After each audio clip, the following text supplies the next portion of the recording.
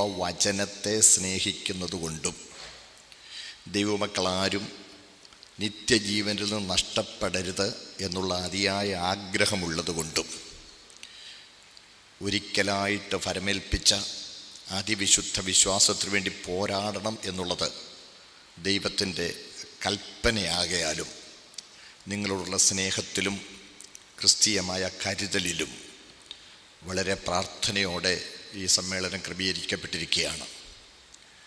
നിങ്ങൾ ഈ സമ്മേളനത്തിൽ സംബന്ധിക്കുന്നതിൽ ഞങ്ങൾ നിങ്ങളെ അഭിനന്ദിക്കുന്നു.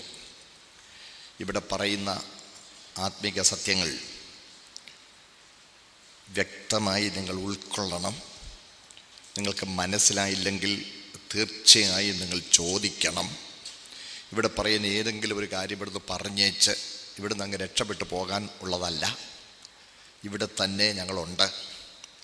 നിങ്ങൾക്ക് ന്യായമായ എന്തെങ്കിലും വിശദീകരണം ആവശ്യമുണ്ടെങ്കിൽ തീർച്ചയായിട്ടും നിങ്ങൾക്ക് ചോദിക്കാൻ അവകാശമുണ്ട്.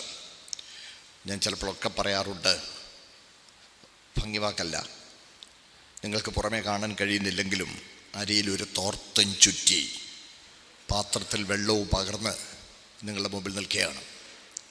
അതിൻ്റെ അർത്ഥം നിങ്ങൾക്ക് മനസ്സിലായെന്ന് വിശ്വസിക്കുന്നു. ഞങ്ങൾ നിങ്ങളെ ശുശ്രൂഷിക്കാൻ ഇവിടെ എത്തിയിരിക്കുകയാണ്. ശുശ്രൂഷിക്കുന്ന ഞങ്ങളുടെ ചുമതലയും ശുശ്രൂഷ അനുഭവിക്കുന്ന നിങ്ങളുടെ അവകാശവുമാണ്. അതുകൊണ്ട് ന്യായമായ എന്തെങ്കിലും വിശദീകരണം ഞങ്ങൾ പറയുന്നതിനെ സംബന്ധിച്ച് ആവശ്യമുണ്ടായാൽ തീർച്ചയായിട്ടും സ്വാതന്ത്ര്യമായിട്ട് ചോദിക്കാൻ നിങ്ങൾക്ക് അവസരവും അവകാശവും ഉണ്ടെന്നുള്ളത് പ്രത്യേകം പ്രാരംഭത്തിൽ തന്നെ ഓർമ്മിപ്പിക്കുന്നു. സ്തോത്രം. ഇന്ന് ആത്മിക ശുശ്രൂഷകളെ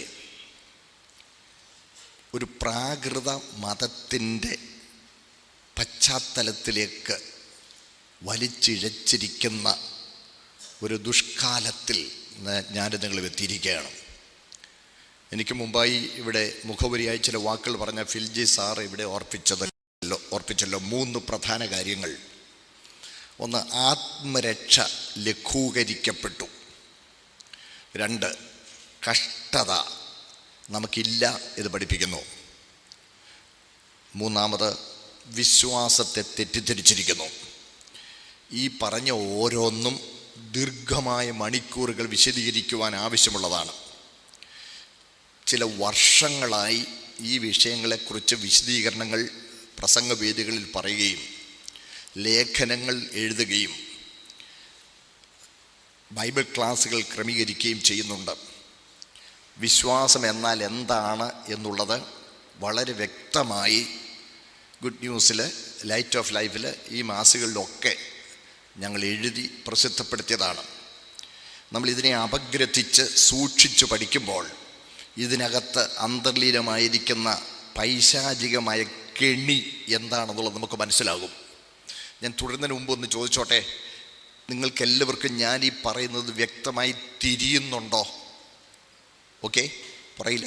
ഓക്കെ, കുഴപ്പമില്ല, ശ്രദ്ധിക്കുക. സ്തോത്രം. പ്രിയമുള്ളവരെ, ദൈവവചനത്തിൽ ദൈവസഭയ്ക്ക് നൽകപ്പെട്ടിരിക്കുന്ന ഉപദേശങ്ങളെ വളച്ചൊടിച്ച് തെറ്റായി വ്യാഖ്യാനിച്ച് ദൈവജനത്തെ സത്യത്തിൽ നിന്ന് വ്യതിചലിക്കുവാൻ ഇടയാക്കി തീർക്കുന്ന പൈശാചിക തന്ത്രങ്ങൾ, അതിനെക്കുറിച്ച് നമ്മൾ ബോധവാന്മാരായിരിക്കണം. സ്തോത്രം. ആട്ടെ, അങ്ങനെ എല്ലാം പറയാൻ ഇവിടെ സാവകാശമില്ല.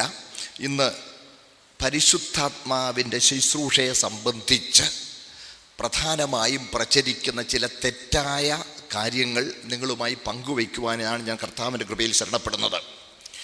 പ്രാരംഭത്തിൽ തന്നെ ക്രിസ്തീയ വിശ്വാസത്തിന് അടിസ്ഥാനമായ ചില പ്രമാണങ്ങൾ നമ്മൾ മനസ്സിലാക്കണം. ഈ വിശുദ്ധ വേദപുസ്തകം, സത്യവേദപുസ്തകം, ഇത് പൂർണ്ണമാണ്, ഇത് തികവുള്ളതാണ്, ഇത് ആഡിക്വേറ്റാണ്, ഇത് മതിയായതാണ്. ഇതിന് പുറത്ത് ഒന്നും ആവശ്യമില്ലാതെ വണ്ണം ഇത് തികവുള്ള പ്രമാണമാണ്. വെളിപ്പാട് പുസ്തകം എഴുതി അവസാനിപ്പിച്ചതോടെ ദൈവിക വെളിപ്പാടുകൾ പൂർത്തീകരിക്കപ്പെട്ടു. വെളിപ്പാട് പൂർത്തീകരിക്കപ്പെട്ടെങ്കിലും ഇന്നും നമുക്ക് ഉൾക്കാഴ്ചകൾ ലഭിക്കുന്നുണ്ട്. ശ്രദ്ധിക്കണേ, വെളിപ്പാട് പൂർത്തീകരിക്കപ്പെട്ടു. ആ നൽകപ്പെട്ട വെളിപ്പാടുകളുടെ അടിസ്ഥാനത്തിൽ നമുക്ക് ഉൾക്കാഴ്ചകൾ പ്രാപിക്കാൻ കഴിയും. പുതിയ വെളിപ്പാടുകളില്ല. അതാദ്യം നമ്മൾ മനസ്സിലാക്കണം. ദൈവത്തിൻ്റെ വചനം ഇത് പൂർണ്ണമാണ്, തികവുള്ളതാണ്. ഇതിന് പുറത്ത് ഒരു വെളിപ്പാടില്ല. ഇത് തികവുള്ളതാണ് എന്ന് വ്യക്തമായി ആരംഭത്തിൽ തന്നെ എല്ലാവരും മനസ്സിലാക്കണം. സ്തോത്രം. പ്രിയമുള്ളവരെ, അത് ഒന്നും കൂടി ഞാനൊന്ന് വ്യക്തമാക്കി തരാം. യേശു ക്രിസ്തു അദൃശ്യ ദൈവത്തിൻ്റെ ദൃശ്യ വെളിപ്പാടാണ്. യേശു ക്രിസ്തു അദൃശ്യ ദൈവത്തിൻ്റെ ദൃശ്യ വെളിപ്പാടാണ്. അതാണ് യോഹന്നാൻ 1:18. ദൈവത്തെ ആരും ഒരു നാളും കണ്ടിട്ടില്ല, അവൻ്റെ മടിയിലിരിക്കുന്ന ഏകജാതനായ പുത്രൻ അവനെ വെളിപ്പെടുത്തിയിരിക്കുന്നു. അവൻ അദൃശ്യ ദൈവത്തിൻ്റെ പ്രതിമയും സർവസൃഷ്ടിക്കും ആദ്യജാതനുമാകുന്നു. അവനിലല്ലോ ദൈവത്തിൻ്റെ സകല സമ്പൂർണതയും ദേഹരൂപമായി വസിക്കുന്നത്. യേശുക്രിസ്തു അദൃശ്യ ദൈവത്തിൻ്റെ ദൃശ്യമായ തികവുള്ള വെളിപ്പാടാണ്. ഇനി യേശുക്രിസ്തുവിനെ കുറിച്ച് തന്നെ പറഞ്ഞിരിക്കുന്ന മറ്റൊരു പ്രധാന കാര്യം, ആദിയിൽ വചനമുണ്ടായിരുന്നു, വചനം ദൈവത്തോടു കൂടെ ആയിരുന്നു, വചനം ദൈവമായിരുന്നു. ദൈവമായ വചനം ജഡത്തിൽ വെളിപ്പെട്ട് കൃപയും സത്യവും നിറഞ്ഞവനായി നമ്മുടെ ഇടയിൽ പാർത്തു. നോക്കണേ, അപ്പോൾ വചനം ജഡമായവനാണ് കർത്താവ്. വചനം ജഡമായവനായ കർത്താവ് ദൈവത്തിൻ്റെ തികവുള്ള ദൃശ്യ വെളിപ്പാടാണെങ്കിൽ, ശ്രദ്ധിക്കണേ, ദൈവത്തിൻ്റെ തികവുള്ള ദൃശ്യ വെളിപ്പാടാണെങ്കിൽ ആ വചനവും പൂർണ്ണമായ വെളിപ്പാടാണ്. കാരണം അപൂർണമായത് ദൃശ്യമാകുമ്പോൾ, ജഡത്തിൽ വെളിപ്പെടുമ്പോൾ അതും അപൂർണമാകും. പൂർണ്ണമായത് ജഡത്തിൽ വെളിപ്പെട്ടത് കൊണ്ടാണ് പൂർണ്ണനായിരിക്കുന്നത്. അതുകൊണ്ട് ആരെങ്കിലും ഈ ദൈവവചനത്തിൻ്റെ പൂർണ്ണതയെ നിഷേധിച്ചാൽ, യേശുക്രിസ്തുവിൻ്റെ പൂർണ്ണതയെ നിഷേധിക്കുകയാണ്. അത് മറന്നു പോകരുത്. ഒന്നും കൂടി വ്യക്തമാക്കാം. പ്രിയമുള്ളവരെ, ദൈവത്തെക്കുറിച്ച് ഈ വിശുദ്ധ തിരുവെഴുത്തിൽ എന്തൊക്കെ വെളിപ്പാടുകൾ നൽകിയിട്ടുണ്ടോ ആ വെളിപ്പാടുകളെല്ലാം ആളത്വമായി വെളിപ്പെട്ടിരിക്കുന്ന വ്യക്തിയാണ് യേശുക്രിസ്തു. സ്തോത്രം. മനസ്സിലായല്ലോ? അപ്പോൾ യേശുക്രിസ്തുവിൽ എന്തൊക്കെ ദൈവ വെളിപ്പാടുകളുണ്ടോ അതെല്ലാം വചനത്തിൽ വിവരിക്കപ്പെട്ടിട്ടുണ്ട്. യേശുക്രിസ്തുവിലുള്ളതൊന്നും വചനത്തിൽ വിവരിക്കപ്പെടാതില്ല. വചനത്തിൽ വിവരിക്കപ്പെട്ടിരിക്കുന്നതൊന്നും യേശുക്രിസ്തുവിൽ വെളിപ്പെടാതെയുമില്ല. ഒന്ന് ദൃശ്യവും മറ്റത് ശ്രവ്യവുമാണ്. യേശുക്രിസ്തു ദൃശ്യ വെളിപ്പാടും വചനം ശ്രവ്യമായ വെളിപ്പാടുമാണ്. ഒന്ന് പൂർണ്ണമെങ്കിൽ മറ്റതും പൂർണ്ണമാണ്. സ്തോത്രം. അതുകൊണ്ട് ഈ വചനത്തിന് പുറത്ത് യാതൊരു ദൈവ വെളിപ്പാടും ഇല്ല. മറന്നു പോകരുത്. ഈ വചനത്തിൽ ദൈവം നമുക്ക് തന്നിരിക്കുന്ന വെളിപ്പാടുകളുടെ പ്രകാശനങ്ങളാണ് ഇല്ലുമിനേഷൻ. റെവലേഷനും ഇല്ലുമിനേഷനും പുതിയ പുതിയ ഉൾക്കാഴ്ചകൾ പരിശുദ്ധാത്മാവ് നൽകുകയാണ്. അത് വെളിപ്പാടിന് അകത്തുള്ളതാണ്. അതുകൊണ്ടാണ് പൗലോസ് ശ്ലീഹ പറഞ്ഞിട്ടുണ്ട്. പൗലോസ് ശ്ലീഹനം 4-ാം അധ്യായം 3-ാം വാക്യത്തിൽ വായിക്കുന്നു, വചനത്തിൻ്റെ വാതിൽ തുറന്നു ലഭിക്കേണ്ടതിന്. വചനത്തിൻ്റെ വാതിൽ തുറന്നു ലഭിക്കുക. എന്തോ ഈ വചനത്തിൻ്റെ വാതിൽ തുറന്നു ലഭിക്കുക എന്ന് പറഞ്ഞാൽ അതിൻ്റെ അർത്ഥം വചനത്തിൽ ഉൾക്കൊള്ളിക്കപ്പെട്ടിരിക്കുന്ന ദൈവ വെളിപ്പാടുകൾ നമുക്ക് പ്രകാശിപ്പിച്ച് ലഭിക്കുക എന്നാണ് അതിൻ്റെ അർത്ഥം. വെളിപ്പാട് പൂർണ്ണമാണ്. ഇതിന് പുറത്ത് ഒരു ദൈവപ്രവൃത്തിയില്ല. അതുകൊണ്ട് ഏതൊരു ആത്മിക ശുശ്രൂഷയും വചനത്തിൻ്റെ പരിധിക്ക് അകത്ത് ആയിരിക്കണം. വചനത്തിൻ്റെ പരിധിക്ക് അകത്ത് തന്നെ ആയിരിക്കണം. ശ്രദ്ധിക്കുക, ആരംഭ കാലങ്ങളിൽ എൻ്റെ ബാല്യപ്രായത്തിൽ പെന്തക്കോസ്ത് സഭകളിൽ പഠിപ്പിച്ചിരുന്ന ചില പ്രത്യേക കാര്യങ്ങളുണ്ട്. അതായത് ഒരു ഉപദേശം ദൈവികവും സത്യവുമോ എന്നറിയുവാൻ 5 വിധ പരിശോധനകൾ ഉണ്ടായിരുന്നു. 5 വിധ പരിശോധനകൾ. 1, യേശു ക്രിസ്തു അത് പഠിപ്പിച്ചതായി സുവിശേഷങ്ങളിൽ രേഖയുണ്ടോ? യേശു ക്രിസ്തു അത് പഠിപ്പിച്ചതായി സുവിശേഷങ്ങൾ രേഖയുണ്ടോ? അതാണ് ഒന്നാമത്തെ ടെസ്റ്റ്. രണ്ടാമത്തെ ടെസ്റ്റ്, അപ്പസ്തോലന്മാർ അത് പ്രസംഗിച്ചതായി പ്രവൃത്തികളുടെ പുസ്തകത്തിൽ രേഖയുണ്ടോ? മൂന്നാമത്തെ പരിശോധന, കേട്ടവർ നമുക്ക് ഉറപ്പിച്ചു തന്നത് എന്ന പ്രമാണപ്രകാരം ലേഖനങ്ങളിൽ അതിൻ്റെ വിശദീകരണമുണ്ടോ? 1, യേശുക്രിസ്തു പഠിപ്പിച്ചതായി സുവിശേഷങ്ങളിൽ രേഖയുണ്ടോ? 2, അപ്പസ്തോലന്മാർ ഇത് പ്രസംഗിച്ചതായി പ്രവർത്തന പുസ്തകത്തിൽ തെളിവുണ്ടോ? 3, കേട്ടവർ നമുക്ക് ഉറപ്പിച്ചു തന്നത് എന്ന പ്രമാണപ്രകാരം ലേഖനങ്ങളിൽ ഇതിൻ്റെ വിശദീകരണമുണ്ടോ? ഈ 3 പ്രൈമറി ടെസ്റ്റുകൾ. അത് കഴിഞ്ഞാൽ 2 സെക്കൻഡറി ടെസ്റ്റുകൾ കൂടിയുണ്ട്.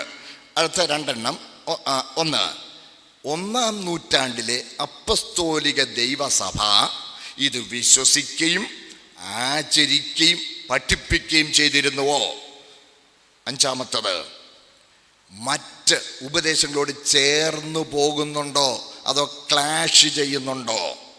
ഈ 5 വിധ ടെസ്റ്റുകൾ അനുസരിച്ച് പരിശോധിച്ച് ഉറപ്പുവരുത്തിയ ശേഷം യേസ് എന്ന ഉത്തരമുണ്ടെങ്കിൽ മാത്രമേ ഒരു ഉപദേശമോ ഒരാത്മിക ശുശ്രൂഷയോ ദൈവികമായി സത്യമായി അംഗീകരിക്കുവാൻ പാടുള്ളൂ. ഈ പരിശോധന നമ്മളെല്ലാവരും നമ്മുടെ ജീവിതത്തിൽ അറിഞ്ഞിരിക്കേണ്ടതും പ്രായോഗികത്തിൽ വരുത്തേണ്ടതുമാണ്. സ്തോത്രം. അപ്പോൾ ദൈവവചനം പൂർണ്ണമാണ്. വചനത്തിന് പുറത്ത് ദൈവപ്രവൃത്തിയില്ല. അപ്പോൾ ഏതൊരാത്മിക ശുശ്രൂഷയായാലും അത് ഈ വചനത്തിൻ്റെ അടിസ്ഥാനത്തിൽ വിലയിരുത്തിക്കൊള്ളണം. വചനത്തിൻ്റെ അടിസ്ഥാനത്തിൽ വിലയിരുത്തുന്നില്ലെങ്കിൽ അത് നമുക്ക് അംഗീകരിക്കുവാൻ അനുവാദമില്ല. മുമ്പോട്ട് പോകുന്നു. പ്രിയമുള്ളവരെ, അപ്പോൾ ചില ആളുകൾ ഇങ്ങനെ ചോദിക്കാറുണ്ട്, പരിശുദ്ധാത്മാവിൻ്റെ പ്രവർത്തനത്തെ വചനം കൊണ്ട് അളക്കാനൊക്കുമോ? തീർച്ചയായും. കാരണം പരിശുദ്ധാത്മാവ് ഒരിക്കലും വചനത്തിന് പുറത്ത് പ്രവർത്തിക്കുകയില്ല. ഒരിക്കലും ദൈവം ഒരിക്കലും തൻ്റെ വചനത്തിന് പുറത്ത് പ്രവർത്തിക്കുകയില്ല. ഇങ്ങനെ ആരോ ഒരാൾ പറഞ്ഞെന്ന് ചില ആളുകൾ എന്നോട് പറയുകയുണ്ടായി. ദൈവത്തെ വചനത്തിൽ തളച്ചിടുന്ന കുറേ പരീശന്മാരിറങ്ങിയിട്ടുണ്ടെന്ന്. ദൈവത്തെ വചനത്തിൽ തളച്ചിടുന്ന പരീശന്മാരെന്ന്. ഞങ്ങളാരും ദൈവത്തെ വചനത്തിൽ തളച്ചിടണ്ട. ദൈവത്തിന് അങ്ങനെ പ്രസാദമായി അവിടുന്ന് വചനത്തിൻ്റെ പരിധിക്കുള്ളിൽ മാത്രമേ പ്രവർത്തിക്കുന്നുള്ളൂ. മറക്കരുത്. 89-ാം സങ്കീർത്തനം 34-ാമത്തെ വാക്യത്തിൽ നമ്മളിങ്ങനെ കാണുന്നു, ഞാൻ എൻ്റെ നിയമത്തെ ലംഘിക്കുകയോ എൻ്റെ ആധരങ്ങളിൽ നിന്ന് പുറപ്പെട്ടതിന് ഭേദം വരുത്തുകയോ ചെയ്യുകയില്ല. കർത്താവ് ഒരിക്കലും തൻ്റെ വചനത്തിന് പുറത്ത് പ്രവർത്തിക്കുന്നില്ല. അപ്പോൾ ഏതെങ്കിലും ഒരു പ്രവർത്തനം വചനത്തിന് പുറത്താണെങ്കിൽ അത് ദൈവികമല്ല. സ്തോത്രം. ആട്ടെ, പരിശുദ്ധാത്മാവിൻ്റെ പ്രവർത്തനമാണല്ലോ നമ്മൾ പ്രധാനമായും കേന്ദ്രീകരിക്കുന്നത്. ശ്രദ്ധിക്കുക, പരിശുദ്ധാത്മാവ് ദൈവമാണ്. മറക്കരുത്. ത്രിയേക ദൈവം എന്ന വ്യക്തമായ ഉപദേശം വിശുദ്ധ തിരുവെഴുത്തിലുണ്ട്. ത്രിയേക ദൈവം. ഈ ത്രിയേക ദൈവം എന്നുള്ള ആശയം നമ്മളെല്ലാവരും വളരെ അടിസ്ഥാനപരമായി ഉൾക്കൊള്ളേണ്ടതാണ്. ആരെങ്കിലും ദൈവ ത്രിയേകത്വത്തെ നിഷേധിച്ചാൽ അവർ ദൈവത്തിൻ്റെ പൂർണ്ണതയെ നിഷേധിക്കുകയാണ്. സ്തോത്രം. ഞാൻ ഒന്നും കൂടി വ്യക്തമാക്കി തരാം. ഇത് മറ്റുള്ളവർക്കും കൊച്ചു കുഞ്ഞുങ്ങൾക്ക് പോലും മനസ്സിലാകത്തക്കതുപോലെ പറഞ്ഞു കൊടുക്കത്തക്കതുപോലെ ഞാൻ വ്യക്തമാക്കി തരാം. നിങ്ങളിത് ഉൾക്കൊള്ളണം. പരിശുദ്ധാത്മാവ് ദൈവമാണ്.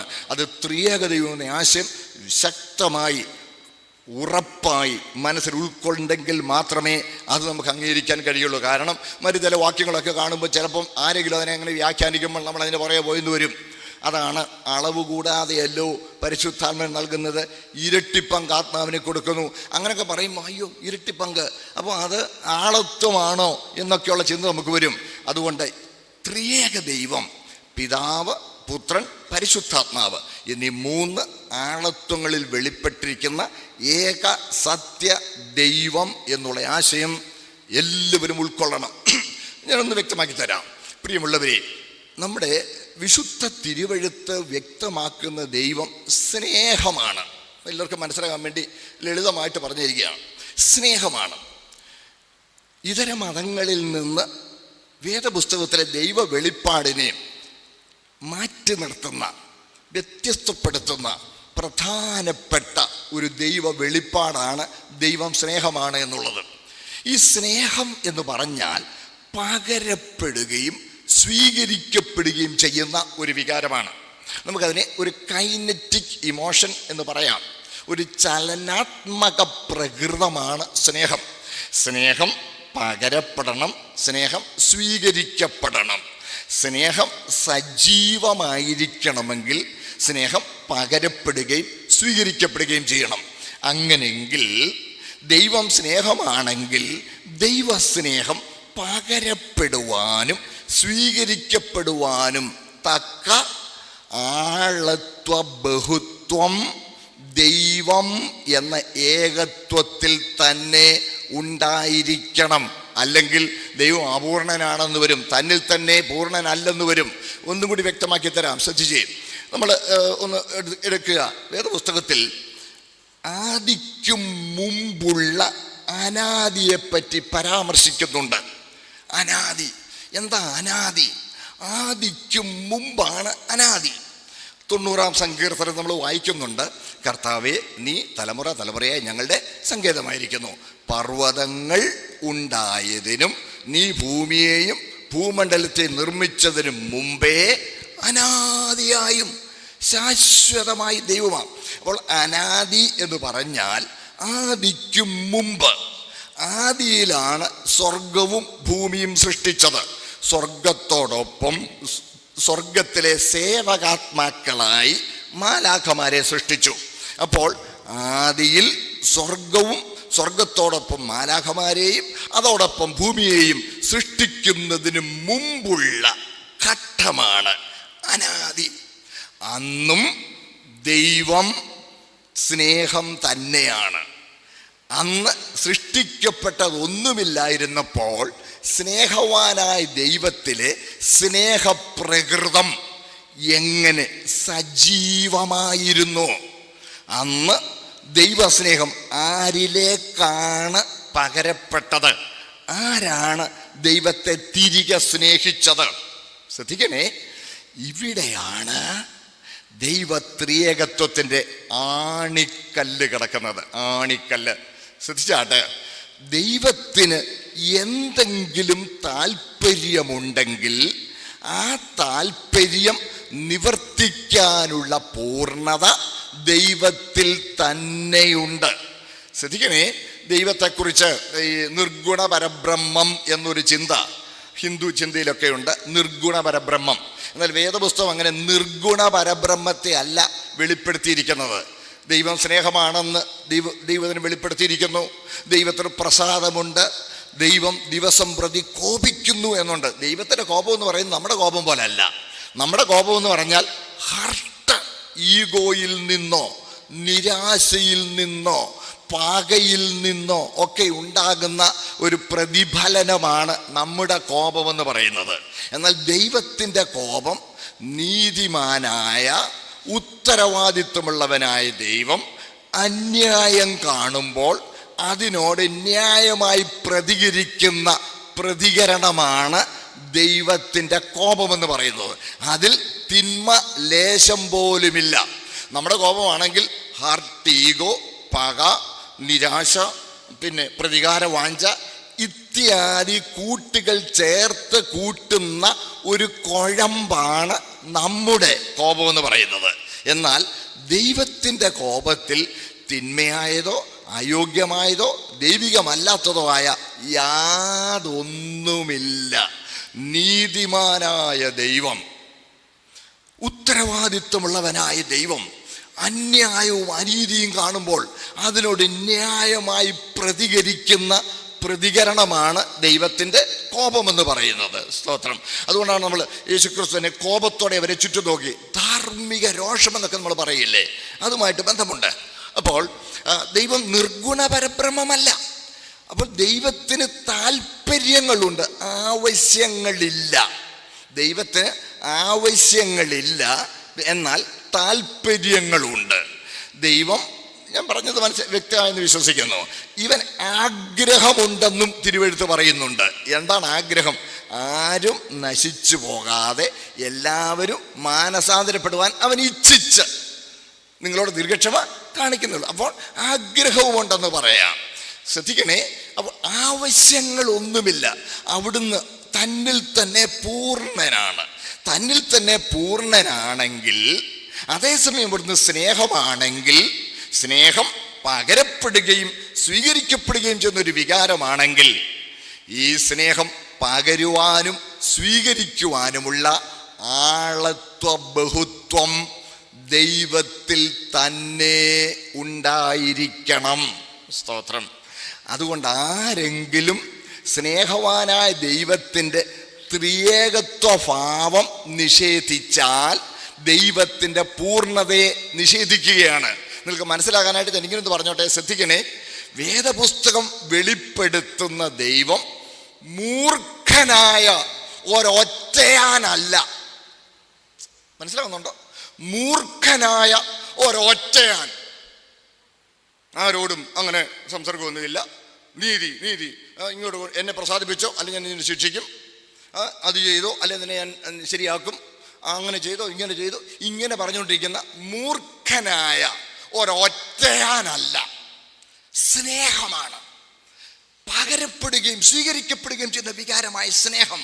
ആ സ്നേഹം ദൈവത്തിൽ തന്നെ സജീവമായിരിക്കത്തക്കതുപോലെ ദൈവം എന്ന ഏകത്വത്തിൽ ആളത്വ ബഹുത്വമുണ്ട്. ഒന്നുകൂടി വ്യക്തമാക്കിയാൽ, മനുഷ്യൻ്റെ തന്നെ സ്വരൂപത്തിലും സാദൃശ്യത്തിലുമാണ് ദൈവം മനുഷ്യനെ സൃഷ്ടിച്ചത്. മനുഷ്യൻ ഒരു ത്രിയേകനാണ്. നമ്മളെല്ലാവരും മൂന്ന് കൂടി ഒന്നാണ്. നമുക്കറിയാമല്ലോ, നമ്മളിൽ ദേഹം, ദേഹി, ആത്മാവ് എന്നീ മൂന്ന് ഘടകങ്ങൾ നമ്മളിൽ ഒരുമിച്ച് ചേർന്നിരിക്കുകയാണ്. 1 Thessalonians 5:23 നമ്മൾ വായിക്കുന്നുണ്ട്. സമാധാനത്തിന് ദൈവം തന്നെ നിങ്ങളെ മുഴുവനും ശുദ്ധീകരിക്കുമാറാകട്ടെ. നിങ്ങളുടെ ആത്മാവും നിങ്ങളുടെ പ്രാണനും നിങ്ങളുടെ ദേഹവും. നോക്കണേ, ആത്മാവും ദേഹിയും ദേഹവും, ഈ മൂന്നും നിലനിൽപ്പിൽ ഒരുമിച്ചും ശുശ്രൂഷയിൽ സ്വതന്ത്രരുമാണ്. ദീർഘമായ വിശദീകരണത്തിന് ഇവിടെ സാവകാശമില്ല. ശരീരം കൊണ്ട് ലോകത്തെ അറിയുന്നു. The body makes us world conscious. ഇനി soul makes us self conscious. ഇനി spirit makes us God conscious. ഒന്നുകൂടി വ്യക്തമാക്കി തരാം. അറിയുന്നതിൽ നിന്ന് അറിയാൻ മേലത്തിലോ കാണല്ലോ. അപ്പോൾ നമുക്ക് ഏറ്റവും നന്നായി അറിയാവുന്ന ശരീരമാണല്ലോ. മണ്ണിൽ നിന്ന് എടുത്തതും മണ്ണിനാൽ പോഷിപ്പിക്കപ്പെടുന്നതും മണ്ണിനെ കുറിച്ച് നമ്മെ ബോധവാന്മാരാക്കുന്നതും മരിക്കുമ്പോൾ മണ്ണിലേക്ക് മടങ്ങുന്നതുമാണ് ശരീരം. അപ്പോൾ the body makes us world conscious.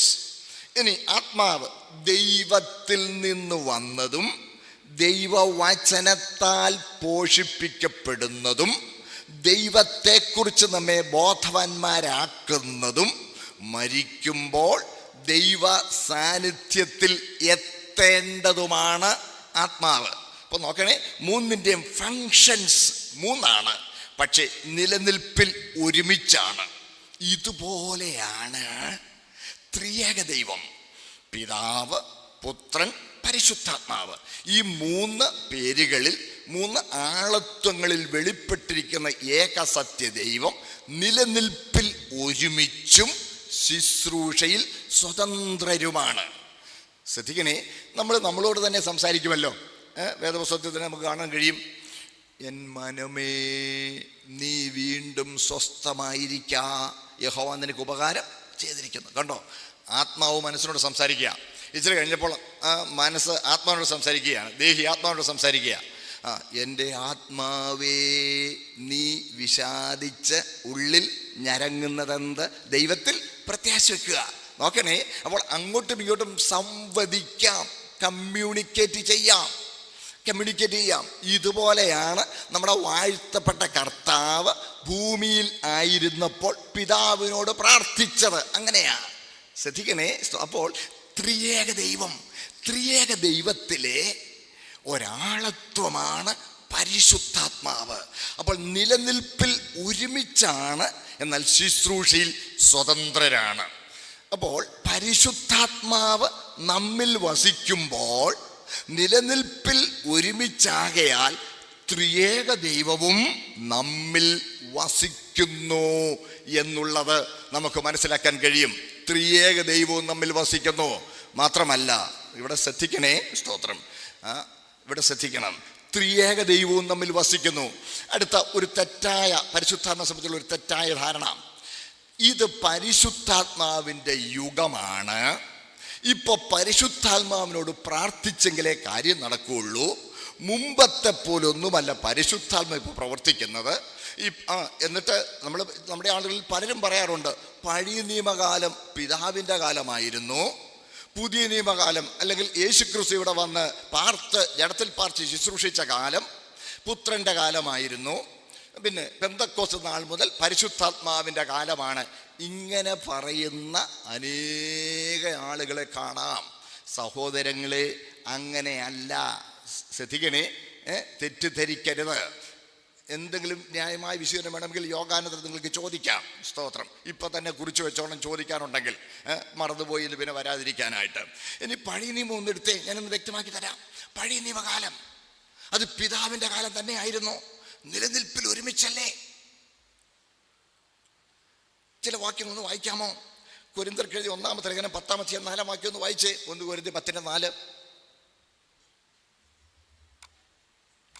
നമ്മൾ ഇങ്ങനെ ഇവിടെ പ്രൊജക്റ്റ് ചെയ്യുന്നുണ്ടല്ലോ. എല്ലാവരും ഒരേ ആത്മീക പാനീയം കുടിച്ചു. അവരെ അനുഗമിച്ച ആത്മീക പാറയിൽ നിന്നല്ലോ അവർ കുടിച്ചത്. ആ പാറ ക്രിസ്തു ആയിരുന്നു. ഇത് പഴയ നിയമകാലത്തെ കുറിച്ചാണ് പറയുന്നത്. അവരെ അനുഗമിച്ച ആത്മീയ പാറ, ആ പാറ ക്രിസ്തു ആയിരുന്നു. ഞാനൊരു ദൂതനെ നിന്റെ മുൻപിൽ അയക്കുന്നു. നീ അവനെ ശ്രദ്ധിച്ചു അവന്റെ വാക്ക് കേൾക്കണം. അവനോട് വിഘടിക്കരുത്. അവൻ നിങ്ങളുടെ അതിക്രമങ്ങളെ ക്ഷമിക്കയില്ല. എന്റെ നാമം അവനിലുണ്ട്. എന്റെ നാമം അവനിലുണ്ട്. എന്റെ പേര് അവന്റെ പേര്. ശ്രദ്ധിക്കണേ, ഇത് കർത്താവ്. 33:2 വായിക്കാമോ? ഇനി 33:2, പുറപ്പാട് 33:2 വായിച്ചോളൂ. പാലും തേനും ഒഴുകുന്ന ദേശത്തേക്ക് 33:2 വായിച്ചോ. ഞാനൊരു ദൂതനെ നിനക്ക് മുൻപായി അയക്കും. കനാന്യൻ, അമോര്യർ. മതിയല്ലോ. ഞാനൊരു ദൂതനെ നിനക്ക് മുമ്പായി അയക്കും. അതിന്റെ 14 വായിച്ചോ. 14-ാം വാക്യം 33:14 വായിച്ചോളൂ. അതിനും അവൻ, എന്റെ സാന്നിധ്യം നിന്നോട് കൂടെ പോരും, ഞാൻ നിനക്ക് സ്വസ്ഥത നൽകുമെന്ന് അരുളി ചെയ്തു. എന്റെ സാന്നിധ്യം നിന്നോടുകൂടെ പോരും. ദൈവ സാന്നിധ്യം ഇസ്രായേലിനോട് സജീവമായി പിന്തുടർന്നിരുന്നത് യേശു ക്രിസ്തു. സ്തോത്രം. ത്രിയേകത്വത്തിൽ 2-ാം ആളത്വം ഒരു പ്രത്യേക ദൂതൻ എന്ന നിലയിൽ അവരുമായി ഒരുമിച്ച് സഞ്ചരിച്ചിട്ടാണ്. അത് അതിരുവെടുത്ത് പഠിപ്പിക്കുന്നു. ഒരു വാക്യം ഒന്ന് വായിച്ചാട്ട്. യെശയ്യാവിന്റെ പുസ്തകം 63-ാം അധ്യായം 9-ാമത്തെ വാക്യം വായിച്ചേ. യെശയ്യാ 63:9. യെശയ്യാ 63:9. അവരുടെ കഷ്ടതയിലൊക്കെയും അവൻ കഷ്ടപ്പെട്ടു, അവന്റെ സന്മുഖദൂതൻ അവരെ രക്ഷിച്ചു. ഈ സന്മുഖദൂതൻ ആരെ? ഈ സന്മുഖദൂതൻ ഏഞ്ചൽ ഓഫ് ഗോഡ്സ് പ്രസൻസ്, ദൈവ സാന്നിധ്യം വെളിപ്പെടുത്തി കൊടുക്കുന്ന ഒരു ദൂതൻ, ഒരു പ്രത്യേക ദൂതൻ. അതാണ് സന്മുഖദൂതൻ. അതാണ് എൻ്റെ ദൂതനെ ഞാൻ നിങ്ങളോടുകൂടെ അയക്കും. എൻ്റെ പേര് അവനിലുണ്ട്, എൻ്റെ പേര് അവൻ്റെ പേര്. ശ്രദ്ധിക്കണേ, അവൻ നടപടിയെടുക്കാൻ അധികാരമുള്ളവനാണ് എന്ന് പറഞ്ഞാണ് നിയോഗിക്കുന്നത്. സന്മുഖദൂതൻ, അത് യേശുക്രിസ്തു വെളിപ്പാടാ. വായിച്ചോളൂ. 63:10 വായിച്ചേ. അപ്പം പരിശുദ്ധാത്മാവിന്റെ കൂടെ ഉണ്ടാകുന്ന കാണാം. 63:10. എന്നാൽ അവർ മത്സരിച്ചു, അവന്റെ പരിശുദ്ധാത്മാവിനെ ദുഃഖിപ്പിച്ചു. കണ്ടോ, ഇസ്രായേലിനെ കുറിച്ച് പരിശുദ്ധാത്മാവിനെ ദുഃഖിപ്പിച്ചു. ഇനി പ്രവർത്തന പുസ്തകം 7-ാം അധ്യായം 51-52 വാക്യങ്ങൾ വായിച്ച്. പ്രവൃത്തി 7:51-52. പ്രവൃത്തി 7:51-52 വായിച്ചോളൂ. പ്രവൃത്തി 7:51. ശാഠ്യക്കാരും ഹൃദയത്തിനും ചെവിക്കും പരിച്ഛേദന ഇല്ലാത്തവരുമായുള്ളവരെ, നിങ്ങളുടെ പിതാക്കന്മാരെ പോലെ തന്നെ നിങ്ങളും നിങ്ങളും എല്ലായ്പ്പോഴും പരിശുദ്ധാത്മാവിനോട് മറുത്തു നിൽക്കുന്നു. കണ്ടോ, പിതാക്കന്മാര് പരിശുദ്ധാത്മാവോട് മത്സരിച്ചു. കണ്ടോ, അപ്പൊ പഴയ നിയമകാലത്ത് പിതാവും പുത്രനും പരിശുദ്ധാത്മാവും പ്രവർത്തിച്ചിരുന്നു. ഇനി യേശുക്രിസ്തുവിന്റെ ശുശ്രൂഷ കാലയളവിലും പിതാവും പുത്രനും പരിശുദ്ധാത്മാവും പ്രവർത്തിച്ചിരുന്നു. പിതാവ് എന്നോടുകൂടി ഉള്ളത് കൊണ്ട് അവൻ എന്നെ ഏകനായി വിട്ടിട്ടില്ല. പിതാവ് എന്നിൽ വസിച്ച് അവൻ്റെ പ്രവൃത്തി ചെയ്യുന്നു. മാത്രമല്ല കർത്താവ് പറഞ്ഞു, പരിശുദ്ധാത്മാവിനാൽ ഞാൻ ഭൂതങ്ങളെ പുറത്താക്കുന്നുവെങ്കിലോ. നോക്കണേ, പരിശുദ്ധാത്മാവ്, പിതാവും പുത്രനും പരിശുദ്ധാത്മാവും. ഇനി ഇന്നത്തെ കാലം ജലവാക്യം ഒന്ന് വായിച്ചോളൂ. യോഹന്നാൻ 14:23. സമയം പോകുന്നുണ്ടെങ്കിൽ വേഗം പറഞ്ഞു പോകാൻ. ഒരു യോഹന്നാൻ 14:23. യോഹന്നാൻ 14:23. യേശു അവനോട്, എന്നെ സ്നേഹിക്കുന്നവൻ എന്റെ വചനം പ്രമാണിക്കും, എന്റെ പിതാവ് അവനെ സ്നേഹിക്കും, ഞങ്ങൾ അവന്റെ അടുക്കൽ വന്ന് അവനോടുകൂടെ വാസം ചെയ്യും. പിതാവും പുത്രനും. ശ്രദ്ധിക്കണേ. മാത്രമല്ല നമുക്കറിയാം പരിശുദ്ധാത്മാവിൽ വസിക്കുന്നു. 1 കൊരിന്ത്യർ 6 അധ്യായം അതിന്റെ 19 വാക്യം നമുക്കറിയാം. അതുപോലെ എഫേസ്യർ 4:6 വായിച്ചോ. എഫേസ്യർ 4:6. എല്ലാവർക്കും മീതെയുള്ളവനും എല്ലാവരിലും കൂടി വ്യാപരിക്കുന്നവനും എല്ലാവരിലും ഇരിക്കുന്നവനുമായി എല്ലാവർക്കും ദൈവവും പിതാവുമായവൻ ഒരുവൻ. കണ്ടോ, പിതാവ് നമ്മിൽ വസിക്കുന്നു. യേശുക്രിസ്തു നമ്മിൽ വിശ്വാസത്താൽ വസിക്കുന്നു. പരിശുദ്ധാത്മാവ് നമ്മിൽ വസിക്കുന്നു. ഇന്നും ത്രിയേക ദൈവവും സജീവമായി പ്രവർത്തിച്ചു കൊണ്ടിരിക്കുന്നു. ഇത് പരിശുദ്ധാത്മാവിന്റെ മാത്രം യുഗമെന്ന് പറഞ്ഞ് തള്ളരുത്. ഈ പരിശുദ്ധാത്മാവിന്റെ യുഗമാണ്. അതുകൊണ്ട് പരിശുദ്ധാത്മാവിന്റെ ഇടപാട് ഇങ്ങനെ പറഞ്ഞ് പരിശുദ്ധാത്മാവ് എന്നുള്ളതിന് അമിത പ്രാധാന്യം കൊടുത്ത് പരിശുദ്ധാത്മാവിന്റെ പ്രവർത്തനം വചനത്തിന്റെ പരിധിക്ക് പുറത്തുണ്ട് എന്ന് വരുത്തിക്കൂട്ടുന്ന തെറ്റായ പ്രവണതയെ നാം മനസ്സിലാവുന്ന ഞാൻ വിശ്വസിക്കുന്നു. മുമ്പോട്ട് പോയിക്കോട്ടെ പ്രിയ ദൈവമക്കളെ, സ്തോത്രം. അതുകൊണ്ടാണ് ഒരു കാര്യം കൂടി പറയാം. നമ്മുടെ ഇടയിൽ ഈ പരിശുദ്ധാത്മാവിനോട് പ്രാർത്ഥിക്കണം എന്നെങ്കിലേ കാര്യം നടക്കൂ എന്ന ഉപദേശം പോലും നമ്മുടെ ഇടയിലുണ്ട്. സഹോദരങ്ങളെ, എല്ലാ ശുശ്രൂഷയിലും ത്രിയേക ദൈവവും സജീവമായി പങ്കാളികളാണ്. എല്ലാ ശുശ്രൂഷയിലും ശ്രദ്ധിച്ചേ, രക്ഷാപദ്ധതി പിതാവ് അയച്ചു, പുത്രൻ വന്നു, പരിശുദ്ധാത്മാവിനാൽ തന്നെ നിഷ്കളങ്കനായി അർപ്പിച്ചു. എബ്രായർ 9:14. നോക്കണേ, പിതാവ് അയച്ചു, പുത്രൻ വന്നു, നിത്യാത്മാവിനാൽ തന്നെത്താൻ ദൈവത്തിന് നിഷ്കളങ്കനായി അർപ്പിച്ചു. രക്ഷാപദ്ധതി ഒരുക്കുന്നതിൽ ത്രിയേക ദൈവവും പങ്കാളികളാണ്. ഇനി അടുത്തത്, ഒരുവൻ രക്ഷിക്കപ്പെടുമ്പോൾ പിതാവ് ആകർഷിക്കുന്നു, പരിശുദ്ധാത്മാവ് അവന് പാപബോധം കൊടുക്കുന്നു, പരിശുദ്ധാത്മാവ് യേശുവിനെ കുറിച്ച് സാക്ഷിക്കുന്നു, പുത്രനിൽ അവൻ നീതീകരിക്കപ്പെടുന്നു. ഇനി പ്രാർത്ഥിക്കുമ്പോൾ പിതാവിനോട് പുത്രന്റെ നാമത്തിൽ പരിശുദ്ധാത്മാവിൽ പ്രാർത്ഥിക്കുക. പിതാവിനോട് പുത്രന്റെ നാമത്തിൽ പരിശുദ്ധാത്മാവിൽ പ്രാർത്ഥിക്കുക. പരിശുദ്ധാത്മാവിനോട് പ്രാർത്ഥിച്ചു കഴിഞ്ഞാൽ പിന്നെ ശ്രദ്ധിക്കണേ, പിന്നെ പിതാവിന്റെ സ്ഥാനം എവിടാ? മാത്രമല്ല പുതിയ നിയമ പ്രാർത്ഥന ഒരു ഔദാര്യമാനസന്റെ മുമ്പിൽ ഒരു ആവശ്യക്കാരൻ ചെന്ന് ക്രിഞ്ച് ചെയ്യുന്ന ഭാവമല്ല. അപ്പന്റെ മുമ്പിൽ മക്കൾ സന്തോഷിക്കുന്ന അനുഭവമാണ്.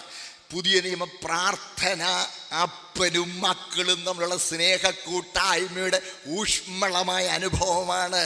അതുകൊണ്ട് പിതാവേ എന്ന് വിളിച്ച് പ്രാർത്ഥിക്കണം. പ്രമാണം വിട്ടുപോകുമ്പോൾ മറ്റു വ്യാജാത്മാക്കൾ അവിടെ പ്രവർത്തിക്കാൻ സാധ്യതയുണ്ട്. ഞാൻ പറയുന്നത് മനസ്സിലാവുന്നു വിശ്വസിക്കുന്നു. അതുകൊണ്ട് പ്രമാണം തെറ്റിപ്പോകുന്നു, പ്രമാണം തെറ്റിക്കരുത്. ശ്രദ്ധിക്കണേ, സ്തോത്രം. ഈ വിശുദ്ധ തിരുവെഴുത്തിൽ അടുത്ത കാര്യം, വിശുദ്ധ തിരുവെഴുത്തിൽ ത്രിയേക ദൈവത്തെയും വെളിച്ചം എന്ന വിശേഷണം ഉപയോഗിച്ച് വെളിപ്പെടുത്തിയിട്ടുണ്ട്.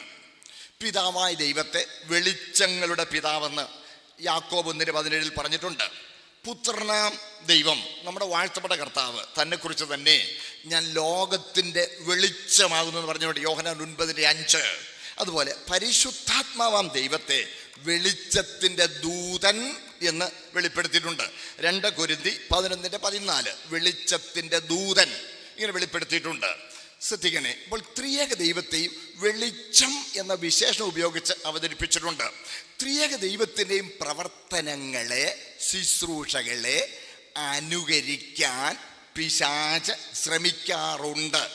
എന്നാൽ ഏറ്റവും അധികം പിശാച് അനുകരിക്കുന്നത് പരിശുദ്ധാത്മാവിൻ്റെ പ്രവർത്തനങ്ങളെയാണ്.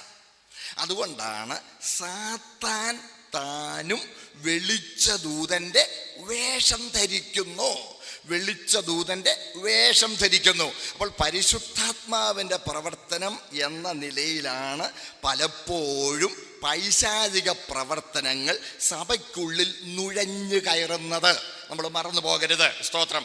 അതുകൊണ്ട് പരിശുദ്ധാത്മാവിൻ്റെ പ്രവർത്തനത്തെ സംബന്ധിച്ച് തിരുവെഴുത്ത് പറയുന്ന, ഞാൻ ഈ തുടർന്ന് പറയാൻ പോകുന്ന കാര്യങ്ങൾ നിങ്ങൾ വ്യക്തമായി ശ്രദ്ധിക്കണം. ശ്രദ്ധിച്ചേ, നിങ്ങൾ വിചാരിക്കരുത് ഇവിടെ ഫിൽജിയ സാർ പറഞ്ഞ പോലെ ഇന്ന് സാത്താൻ സഭയിൽ വന്ന് ഒരു ദുരുപദേശം പ്രചരിപ്പിച്ചാൽ വലിയ 2 കൊമ്പും വെച്ച് ഒരു ചാട്ടുളി പോലത്തെ ഒരു വാലും വെച്ച് കറുകറുത്ത കറമ്പനായി തേറ്റപ്പല്ലുമൊക്കെ ഇങ്ങനെ നീട്ടി ഇങ്ങനെയൊന്നും ആയിരിക്കൽ വരുന്നത്. ഏറ്റവും യോഗ്യനായ, കണ്ടാലൊക്കെ നല്ല മാന്യനായി തോന്നിക്കത്തക്ക ഒരു ദൈവദാസൻ്റെ ഒരു കർത്തവേദോസമൊക്കെ കൊണ്ട് ഇങ്ങനെ വരികയായിരിക്കും ഇന്ന്. അതുകൊണ്ട് പ്രിയമുള്ളവരെ, പിശാച് എന്നും തന്ത്രങ്ങൾ മെനയുന്നവനാണെന്നും അവൻ്റെ പ്രവർത്തന രീതി വഞ്ചനയാണെന്നുള്ളതും നമ്മൾ മറന്നു പോകരുത്. ശ്രദ്ധിക്കുക. ഇന്ന് പിശാച് ശക്തമായി ലോകത്തിൽ പ്രവർത്തിക്കുന്നുണ്ട്. ഞാൻ അല്പം ഒന്ന് വിശദീകരിച്ചു തരാം. പ്രിയമുള്ളവരെ, നമുക്കറിയാമല്ലോ, ലൂസിഫർ ദൈവത്തെ പോലെ ആകാനാണ് അവൻ്റെ ഹൃദയത്തിൽ താല്പര്യമുണ്ടായത്. ഞാൻ അത്യുന്നതനോട് സമനാകും എന്നായിരുന്നു അവൻ്റെ ഹൃദയത്തിൻ്റെ താല്പര്യം. ആ തെറ്റായ താല്പര്യം അവനിൽ വന്നപ്പോൾ ദൈവം അവനെ അശുദ്ധനെന്നെണ്ണി വിശുദ്ധ ദേവപർവ്വതത്തിൽ നിന്ന് പുറത്താക്കി നിഷ്കാസനം ചെയ്തു. പക്ഷേ ശ്രദ്ധിച്ചേ, അവൻ്റെ ആ പഴയ ആഗ്രഹം ഇന്ന് അവൻ വളരെ നയപരമായി സാധിക്കുന്നുണ്ട്. ശ്രദ്ധിക്കണേ, ദൈവത്തോട് സമനാകാൻ ആഗ്രഹിച്ചവൻ ഇന്ന് ലോകത്തിൻ്റെ ദൈവം എന്ന നിലയിൽ പ്രവർത്തിക്കുന്നു. കൊരിന്ത്യർക്ക് 2-ാം ലേഖനം അതിൻ്റെ 4-ാം വാക്യം നമുക്കറിയാമല്ലോ. ഈ ലോകത്തിൻ്റെ ദൈവം അവിശ്വാസികളുടെ മനസ്സ് കുരുടാക്കി. പിശാചിനെ ഈ ലോകത്തിൻ്റെ ദൈവം എന്ന് പറഞ്ഞിട്ടുണ്ട്. അതുപോലെ തന്നെ പിശാചിനെ ഈ ലോകത്തിൻ്റെ പ്രഭു എന്നും പറഞ്ഞിട്ടുണ്ട്. നമ്മുടെ വാഴ്ചപ്പെട്ട കർത്താവിനെ കുറിച്ച് പറഞ്ഞാൽ യോഹന്നാൻ 14:30 ലോകത്തിൻ്റെ പ്രഭു വരുന്നു. ലോകത്തിൻ്റെ പ്രഭു എന്ന പേരിൽ പിശാചിന് രാഷ്ട്രീയ സാമ്പത്തിക മണ്ഡലങ്ങളിലുള്ള അധികാരവും സ്വാധീനവുമാണ് വെളിപ്പെടുത്തുന്നത്. ഒന്നുകൂടെ പറയാം, ലോകത്തിൻ്റെ പ്രഭു എന്ന പേര് കൊണ്ട് രാഷ്ട്രീയ തലങ്ങളിൽ, അതുപോലെ തന്നെ സാമ്പത്തിക തലങ്ങളിൽ പിശാച് ചെലുത്തുന്ന സ്വാധീനവും അവരുടെ അധികാരവുമാണ് അവിടെ അർത്ഥമാക്കപ്പെടുന്നത്. എന്നാൽ ഈ ലോകത്തിൻ്റെ ദൈവം എന്ന പേരിനാൽ ആത്മിക മണ്ഡലത്തിൽ അവൻ ചെലുത്തുന്ന സ്വാധീനത്തെയാണ് വ്യക്തമാക്കുന്നത്, നമുക്ക് മുന്നറിയിപ്പ് തന്നിരിക്കുന്നത്. അവൻ ഈ ലോകത്തിൻ്റെ ദൈവമാണ്. ഒന്ന് ശ്രദ്ധിച്ചേ, ഒരു സമാന്തര ആത്മിക സംവിധാനം, ഇങ്ങനെ പറയാം, ഒരു പാരലൽ റിലീജിയസ് സിസ്റ്റം, ഒരു സമാന്തരമായ മത സംവിധാനം ലോകത്തിൽ രൂപപ്പെടുത്തുവാൻ പിശാച് ശ്രമിക്കുകയും അതിൽ വിജയിക്കുകയും ചെയ്ത് ഇന്ന് അവൻ ലോകത്തിൻ്റെ ദൈവം എന്ന നിലയിൽ ബഹുഭൂരിപക്ഷത്തിൻ്റെയും വണക്കം, ആരാധന, ശ്രദ്ധിക്കണേ, നമസ്കാരം സ്വീകരിച്ചുകൊണ്ടാണ് ഇരിക്കുന്നത്. ദൈവം ഒരു കാലത്തേക്ക് അവനെ അനുവദിച്ചിരിക്കുന്നു. അവൻ നമ്മുടെ ഇടയിൽ കടന്നോ? ഈ സമാന്തര മത സംവിധാനം നമ്മുടെ ഇടയിൽ കടന്നോ എന്നുള്ളത് നമുക്ക് പ്രശ്നം. ലോകത്തിൽ അവൻ മറ്റെന്തെങ്കിലും ചെയ്തോട്ടെ, അത് നമ്മുടെ ഇടയിൽ കടന്നോ നമ്മൾ നോക്കണം. ഈ സമാന്തര മത സംവിധാനം, നിങ്ങൾക്ക് യോഗാനന്തരം ന്യായമായ ഏത് വിശദീകരണം ചോദിക്കാം. ഈ സമാന്തര മത സംവിധാനത്തിൽ പ്രിയമുള്ളവരെ, ഇവിടെ ഫിൽജി സാറ് പറഞ്ഞില്ലേ, ഇവിടെ പറഞ്ഞു നമുക്ക് ഓരോരുത്തർക്കും അടുത്ത മശിഹ ആകാമെന്ന് പറഞ്ഞു. അടുത്ത മശിഹ ആകാമെന്നാണ് ഒരു കൂട്ടർ പ്രസംഗിക്കുന്നത്. ക്രിസ്തീയ പ്രസംഗകരാ പറയുന്നത്.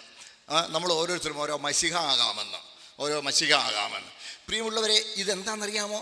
തത്വമസി എന്ന് നിങ്ങൾ കേട്ടിട്ടുണ്ടല്ലോ. തത്വമസി എന്ന് പറഞ്ഞാൽ ഞാനാണ് നീ, നീയാണ് ഞാൻ. അദ്വൈതം എന്ന് പറയും. അദ്വൈതം എന്ന് പറഞ്ഞാൽ രണ്ടല്ല, ദ്വൈതം എന്ന് പറഞ്ഞാൽ രണ്ട്, അദ്വൈതം എന്ന് പറഞ്ഞാൽ രണ്ടല്ല, ഒന്നാണ്. അഹം ബ്രഹ്മസ്മി, ഞാനാണ് ദൈവം. ശ്രദ്ധിക്കണേ, നമ്മളിൽ ഒരു ദൈവിക ഘടകമുണ്ടെന്നും നമ്മളിലെ ദൈവിക ചേതനയെ ഉദ്ദീപിപ്പിക്കുകയാണ് വേണ്ടതെന്നും ഹിന്ദു ഉപദേശം, ഹിന്ദു മതം പഠിപ്പിക്കുന്നു. അത് തന്നെയാ പറയുന്നത്. നിങ്ങൾക്ക് ഓരോരുത്തർക്കും ദൈവമാകാം, നിങ്ങൾക്ക് ഓരോരുത്തർക്കും മശിഹ ആകാം. ശ്രദ്ധിക്കണേ, ഈ പാരലൽ മത സംവിധാനം നമ്മുടെ ഇടയിലോട്ട് കടന്നോ എന്ന് നമ്മൾ പരിശോധിക്കണം. ഈ പാരലൽ മത സംവിധാനത്തിൽ ശ്രദ്ധിക്കണേ, പൈശാചികമായ സമാന്തര മത സംവിധാനത്തിൽ പാപക്ഷമ, നിത്യജീവൻ, ഈ രണ്ട് കാര്യങ്ങളുമില്ല.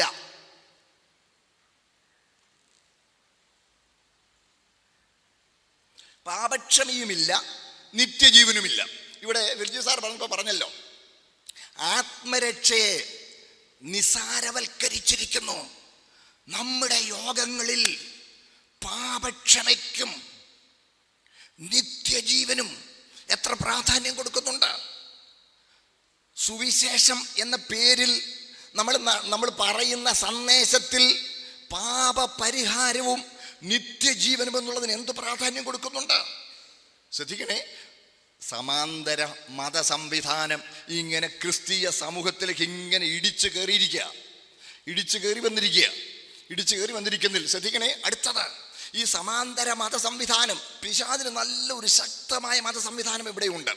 ആ മത സംവിധാനത്തിൽ കാർമ്മികമായ പല ചടങ്ങുകളാലും ചില അനുഷ്ഠാനങ്ങളാലും ചില ആചാരങ്ങളാലും ഭൗമിക നേട്ടങ്ങൾ അവകാശമാക്കുക എന്നുള്ളതാണ് ഈ സമാന്തര മത സംവിധാനത്തിൻ്റെ പ്രധാന സന്ദേശം. ഒന്നുകൂടെ പറയാം, ശ്രദ്ധിക്കണേ, കാർമ്മികമായ പല ചടങ്ങുകൾ, മറ്റു പല കർമ്മങ്ങൾ, അനുഷ്ഠാനങ്ങൾ, നേർച്ച കാഴ്ചകൾ, കർമ്മങ്ങൾ, നോമ്പുകൾ ഇത്യാദി കാര്യങ്ങളാൽ നോക്കണേ ദൈവത്തെ പ്രസാദിപ്പിച്ച് ഭൗമികമായ കാര്യങ്ങൾ സാധിക്കുക. അതുകൊണ്ടാണല്ലോ ഹിന്ദു സഹോദരങ്ങൾ തന്നെ എത്രയോ പേരാ അവർ പറയുന്നുണ്ട് ശനിദോഷ നിവാരണ യജ്ഞം, പിന്നെ എന്തൊക്കെയുണ്ട്, സർവൈശ്വര്യ പൂജ. ഇതെല്ലാം അവരുടെ ഇടയിലുണ്ട്, നമ്മുടെ ഇടയിലും. ശ്രദ്ധിക്കണേ, നമ്മുടെ ഇടയിലും വിടുതൽ ശുശ്രൂഷ എന്ന പേരിൽ കാർമ്മികമായ എത്രയോ പരിപാടികൾ അവതരിപ്പിച്ച് ഭൗമിക നേട്ടത്തിനായി ജനത്തെ വഞ്ചിച്ച് വശീകരിച്ച് അത് ദ്രവ്യാഗ്രഹത്തിൻ്റെ ഒരു ഉപാധിയാക്കി പാവം ജനങ്ങളെ ചതിച്ചു കളയുന്ന എത്രയോ വേദവിപരീതികൾ നമ്മുടെ ഇടയിലുണ്ട്. നടന്നുകൊണ്ടിരിക്കുന്ന പല കർമ്മങ്ങളും നിങ്ങൾ നോക്കണം. ശ്രദ്ധിക്കണേ ഈ സഹസ്രനാമ പൂജ ഈ ചൊല്ലി ഒരു പ്രത്യേക അനുഭൂതി ഉണ്ടാക്കുക. ഈ മതങ്ങളിൽ കാവ്യമതമെന്ന് അല്ലെങ്കിൽ പോയറ്റിക് റിലിജിയൻ ഒരു തരംതിരിവുണ്ട്, കേട്ടിട്ടുണ്ടായിരിക്കും. ഈ കാവ്യമതം കലാരൂപങ്ങൾ അവതരിപ്പിച്ച് ദൈവപ്രസാദം നേടുക, കലാരൂപങ്ങൾ. അതുകൊണ്ടാണ് നമ്മുടെ ഹിന്ദു സഹോദരങ്ങളിൽ തന്നെ നല്ല നർത്തകികളും മറ്റും അവരാദ്യം അരങ്ങേറ്റം നടത്തുന്നത് ദേവസന്നിധിയിലായിരിക്കും. അവിടെ ആദ്യം അതങ്ങോട്ട് അവതരിപ്പിച്ച് ദൈവത്തെ പ്രസാദിപ്പിക്കണം. പിന്നെ ഇങ്ങനെ ആവർത്തിച്ച് ദൈവത്തിന് അവർ കൊടുത്തിരിക്കുന്ന പേരുകൾ 1000 പ്രാവശ്യം ഇങ്ങനെ ആവർത്തിച്ച് ഉരുവിട്ട് ഒരു പ്രത്യേക അന്തരീക്ഷം ഉളവാക്കി കാര്യങ്ങൾ സാധിപ്പിച്ച് ദൈവത്തെ പ്രസാദിപ്പിച്ച് കാര്യങ്ങൾ സാധിപ്പിക്കുക എന്ന നിലയിൽ അവർ ചെയ്യുന്നത് പോലെ തന്നെയല്ലേ കൊട്ടും പാട്ടും നൃത്തവും ചാട്ടവും തുള്ളലും. ശ്രദ്ധിക്കുന്നുണ്ടോ? എന്താണ് ആരാധനയെന്ന് പോലും അറിയാൻ മേലാത്തവർ. എന്താണ് ആരാധന? ആരാധന എന്നാൽ എന്താ? ഇവിടെ കോപ്രായം കാണിച്ചില്ലേ? ഇവിടെ പ്രൊജക്റ്റ് ചെയ്തല്ലോ. എന്താണ് ആരാധന? ആരാധന പാട്ടല്ല, ആരാധന വാദ്യോപകരണങ്ങളല്ല, ആരാധന കേവലം സ്തുതിയിൽ പോലും ഒതുങ്ങുന്നതല്ല. ആരാധന എന്നതിന് വേറെ ഒരു വാക്ക് പറഞ്ഞാൽ ആ വാക്ക് പ്രൈസ് അല്ല. വേറൊരു വാക്ക് പറഞ്ഞാൽ ആ വാക്ക് യാഗം എന്നാണ്. യാഗം, യാഗം മറക്കരുത്. റോമാലേഖനം 12:1 സഹോദരന്മാരെ, വായിച്ചേ സഹോദരന്മാരെ, ഞാൻ ദൈവത്തിന്റെ, വായിച്ചോളൂ. സഹോദരന്മാരെ, ഞാൻ ദൈവത്തിന്റെ മനസ്സരെ ഓർപ്പിച്ച് നിങ്ങളെ പ്രബോധിപ്പിക്കുന്നത്, നിങ്ങൾ ബുദ്ധിയുള്ള ആരാധനയായി നിങ്ങളുടെ ശരീരങ്ങളെ ജീവനും വിശുദ്ധിയും ദൈവത്തിന് പ്രസാദമുള്ള യാഗമായി സമർപ്പിപ്പീൻ. ഈ ലോകത്തിന് അനുരൂപമാകാതെ നന്മയും പ്രസാദവും പൂർണ്ണതയുമുള്ള ദൈവഹിതം ഇന്നതെന്ന് തിരിച്ചറിയേണ്ടതിന് മനസ്സ് പുതുക്കി രൂപാന്തരപ്പെടുവീൻ. ശ്രദ്ധിക്കുന്നുണ്ടോ? യാഗമായി നമ്മളെ തന്നെ അർപ്പിക്കുന്നതാണ് ആരാധന. ആരാധന പാട്ടിലൊതുങ്ങുന്നതല്ല. ഇത് നിങ്ങൾ വളരെ ശ്രദ്ധിക്കണം. നമ്മൾ ഇവിടെ വളരെ തെറ്റിപ്പോയി സഹോദരങ്ങളെ. ദൂതന്മാർക്ക് ദൈവസന്നിധിയിലുള്ള പദവിയല്ല ദൈവം നമുക്ക് തന്നിരിക്കുന്നത്. വേദപുസ്തകത്തിൽ പുതിയ നിയമത്തിൽ ആരാധന എന്നതിന് 2 ഗ്രീക്ക് പദങ്ങളാണ് ഉപയോഗിച്ചിരിക്കുന്നത്. ഒന്ന് പ്രോസ്കുനിയോ, 2 ലട്രയ്യ. ഈ 2 പദങ്ങളാണ് ആരാധന എന്നതിന് ഉപയോഗിച്ചിരിക്കുന്നത്. ലട്രയ്യ എന്ന പദം തർജ്ജമ ചെയ്താൽ സേവിക്കുക എന്ന് തർജ്ജമ ചെയ്യണം, സേവിക്കുക. പ്രോസ്കുനിയോ എന്ന പദം നമസ്കരിക്കുക എന്നാണ് പുതിയ നിയമത്തിൽ തർജ്ജമ ചെയ്തിരിക്കുന്നത്. പ്രോസ്കുനിയോ, കുനി എന്ന് പറഞ്ഞാൽ നായ് എന്നാണ് അർത്ഥം. പ്രോസ്കുനിയോ എന്ന് പറഞ്ഞ വാക്കിൻ്റെ അർത്ഥം നായി കിടക്കുന്നത് പോലെ കിടക്കുക എന്ന് പറഞ്ഞാൽ സാഷ്ടാംഗം പ്രണമിക്കുക എന്ന് പറയാം. നമ്മൾ ഓർത്ത് വയ്ക്കാൻ, നമ്മളോട് സ്നേഹമുള്ള നമ്മുടെ വളർത്തുനായി നമ്മൾ ദീർഘയാത്ര കഴിഞ്ഞ് വന്നു. നായ്ക്ക് ഭയങ്കര സന്തോഷം. അത് നമ്മൾ ചുറ്റും വന്ന് ഓടിയിച്ച് നമ്മൾ വന്നിട്ട് ഡ്രസ്സൊക്കെ മാറി ചാരുകേസലോട് കിടന്ന് പത്രം വായിക്കാൻ അങ്ങോട്ട് തുടങ്ങി. അപ്പം വന്ന് നമ്മുടെ അടുത്ത് ഇങ്ങനെ നമ്മുടെ കണ്ണിലോട്ട് നോക്കിക്കൊണ്ട് ഇങ്ങനെ കിടക്കും. യജമാനൻ്റെ കണ്ണിലോട്ട് നോക്കിക്കൊണ്ട് ഇങ്ങനെ കിടക്കും. കുറേ നേരം യജമാൻ ഇങ്ങനെ വായിക്കാതെ കാണുമ്പോൾ ഒന്ന് റെസ്റ്റ് എടുക്കുന്നതായിട്ട് നിങ്ങൾ ശ്രദ്ധിച്ചിട്ടില്ലേ? 2 കൈ ഇങ്ങനെ മുമ്പോട്ട് വെച്ച് കയ്യിലോട്ട് തല ഇങ്ങനെ താഴ്ത്തി വെച്ച് ചെവിയും ഒടിച്ചിട്ട് വാലും നിവർത്തി വെച്ച് കാലും ഇങ്ങനെ അങ്ങോട്ട് വളച്ച് വെച്ച് ഇങ്ങനെ ശരീരം ഭൂമിയോട് പറ്റിച്ച് ഇങ്ങനെ കിടക്കുന്നൊരു കിടപ്പ്. അങ്ങനെ കിടക്കുന്ന ആ കിടക്കുമ്പോഴും ഇങ്ങനെ വേഗം യജമാൻ്റെ കണ്ണിലോട്ടാണ് നോക്കുന്നത്. പേപ്പറിൻ്റെ ഒരു പേജിൽ നിന്ന് മറു പേജിലോട്ട് ഈ യജമാൻ ഇങ്ങനെ ഒന്ന് തിരിച്ചാൽ മതി. പേപ്പർ ഒന്ന് മറിക്കുമ്പോൾ പെട്ടെന്ന് തല പൊക്കി യജമാൻ്റെ കണ്ണിലോട്ട് നോക്കി എന്ത് വേണമെന്ന അർത്ഥത്തിൽ യജമാനെ ഒന്നുകൂടെ നോക്കും. പിന്നെയും യജമാനെ വായിക്കുകയാണെങ്കിൽ പിന്നെയും തല താഴ്ത്തി ആ കണ്ണുകൾ യജമാൻ്റെ കണ്ണുകളിലേക്ക് നോക്കിക്കൊണ്ട് തലയും താഴ്ത്തി സാഷ്ടാംഗം പ്രണമിച്ച് പ്രഭോ അവിടുത്തെ സേവനത്തിന് അടിയൻ എന്ന് പറയുന്നത് പോലെ കിടക്കുന്ന ആ കിടപ്പ്, അതാണ് പ്രോസ്കുനിയോ. കർത്താവേ, അവിടുത്തെ തിരിഹിതമെന്തോ അതിനടിയാനെ സമർപ്പിക്കുന്നു. ഒരു യാഗമായി അടിയനെ സമർപ്പിക്കുന്നു. ആത്മീയ ആരാധന എന്ന് പറഞ്ഞ് സഹോദരങ്ങളെ, നമ്മൾ ഇന്ന് കാട്ടിക്കൂട്ടുന്ന കോപ്രായങ്ങൾ പ്രാകൃത നൃത്തത്തിൻ്റെ ചുവട് പിടിച്ച് മനുഷ്യനിലെ മൃഗീയ വികാരങ്ങളെ ഇക്കിളിയിട്ടുണർത്തി മനുഷ്യനെ ഒരു കിരാത പെരുമാറ്റത്തിലേക്ക് അധപ്പതിപ്പിച്ച് കളയുന്ന ഒരു വല്ലാത്ത പ്രവണത. ഇത് പരിശുദ്ധാത്മാവിനാലല്ല. നിങ്ങൾ എൻ്റെ കൂടെ ഉണ്ടോ? മണിക്കൂറുകൾ നീ കാര്യം വിശദീകരിച്ചാൽ കൊള്ളാവുന്നുണ്ട്. നോക്കണേ, കാവ്യമതത്തിൻ്റെ പോയിറ്റിക് റിലിജിയൻ്റെ നിലയിലേക്ക് ക്രിസ്ത്യ വിശ്വാസത്തെ അധപ്പതിപ്പിച്ചിരിക്കുന്നു. ആരാധിച്ചാൽ വിടുതൽ കിട്ടുമെന്നും ആരാധിച്ചാൽ ദൈവം പ്രസാദിക്കുമെന്നും. എന്തോ ആരാധന, പാട്ട്, ഏറ്റവും ആഞ്ഞ് കൊട്ട്, തുള്ളല്, ഡാൻസ്. ഇവിടെ പറയുന്നത് കേട്ടല്ലോ, ഇത്ര ഇഞ്ച് മാറ്റി ആദ്യത്തെ കാല് വെക്കണം, അടുത്ത കാല് ഇത്ര ഇഞ്ച് മാറ്റി വെക്കണമെന്ന് ഇൻസ്ട്രക്ഷൻസ് കൊടുത്തേച്ചാണ് ഡാൻസിങ് എന്ന്. ക്ലബുകളിൽ പോകുന്നത് പോലെ ആത്മീയ കൂടിവരവുകളിൽ പോകുന്നു. എനിക്ക് വിഷമം തോന്നാറുണ്ട്. ഇവിടെ വർഷിപ്പ് ലീഡേഴ്സ് എന്ന് പറയുന്ന ഒരു ഗ്രൂപ്പ് കഴിഞ്ഞ ദിവസം പത്രത്തിൽ വായിച്ചു. ആധുനിക സംഗീതോപകരണങ്ങളിൽ പ്രാവീണ്യമുള്ള വർഷിപ്പ് ലീഡേഴ്സിനെ ആവശ്യമുണ്ടെന്നും പറഞ്ഞൊരു വലിയ പരസ്യം കൊടുത്തിരുന്നു. സഹോദരങ്ങളെ, വാദ്യോപകരണങ്ങൾ ഉപയോഗിച്ച്, പശ്ചാത്തലത്തിൽ വാദ്യോപകരണങ്ങൾ ഉപയോഗിച്ച് നിങ്ങൾക്ക് പാടാം. അതാണ് സംഗീതക്കാർ മുമ്പിൽ നടന്നു, വീണക്കാർ പിമ്പിൽ നടന്നു. ഒരിക്കൽ പോലും പാട്ടിനു മുമ്പിൽ കൊട്ടുപോകരുത്. ആത്മീയ ഗീതങ്ങൾ ധ്യാനിച്ചു പാടണം. അതിന് പശ്ചാത്തലമായി വാദ്യോപകരണങ്ങൾ ഉപയോഗിക്കാം. കൈത്താളമായാലും മറ്റു വാദ്യോപകരണങ്ങളായാലും പശ്ചാത്തലത്തിൽ വേണം. പശ്ചാത്തലത്തിൽ ആത്മീയ ആരാധന എന്ന് പറയുന്നത് ഈ പാട്ടിൽ ഒതുക്കരുത്. അത് നമ്മുടെ കൂട്ടായ്മയുടെ ഭാഗമാണ്. നിങ്ങളുടെ കൂടെ ഉണ്ടോ നോക്കണേ. പൈശാചികമായ ഈ സമാന്തര മത സംവിധാനത്തിൻ്റെ ചില സ്വഭാവങ്ങൾ ഇങ്ങോട്ട് കയറി വരുന്നു. അടുത്തത് കേട്ടെ, എത്രയോ പ്രാകൃതമായ രീതികൾ. അവിടെ വെള്ളം കൊണ്ട് തളിക്കും. പിശാച് വെച്ചിരിക്കുന്ന പല പരിപാടികളുണ്ട്. വെള്ളം കൊണ്ട് തളിക്കും, പിന്നെ ഭസ്മം ഇടും, പിന്നെ നേർച്ച കൊടുക്കും, ഏലസ് കിട്ടും. കേൾക്കുന്നുണ്ടോ? ഇതിന് പകരം ഇവിടെ സങ്കടമുണ്ട്. ഒരു പാത്രത്തിൽ വെള്ളം എടുത്തിട്ട് പ്രാർത്ഥിച്ച് യേശുവിൻ്റെ രക്തമാക്കി കൊടുക്കുന്നത് പോലും കാർമ്മികമായത്. ശ്രദ്ധിച്ചേ, യേശുവിൻ്റെ രക്തത്തെക്കുറിച്ച് തെറ്റായ ധാരണകൾ വെച്ച് പുലർത്തരുത്.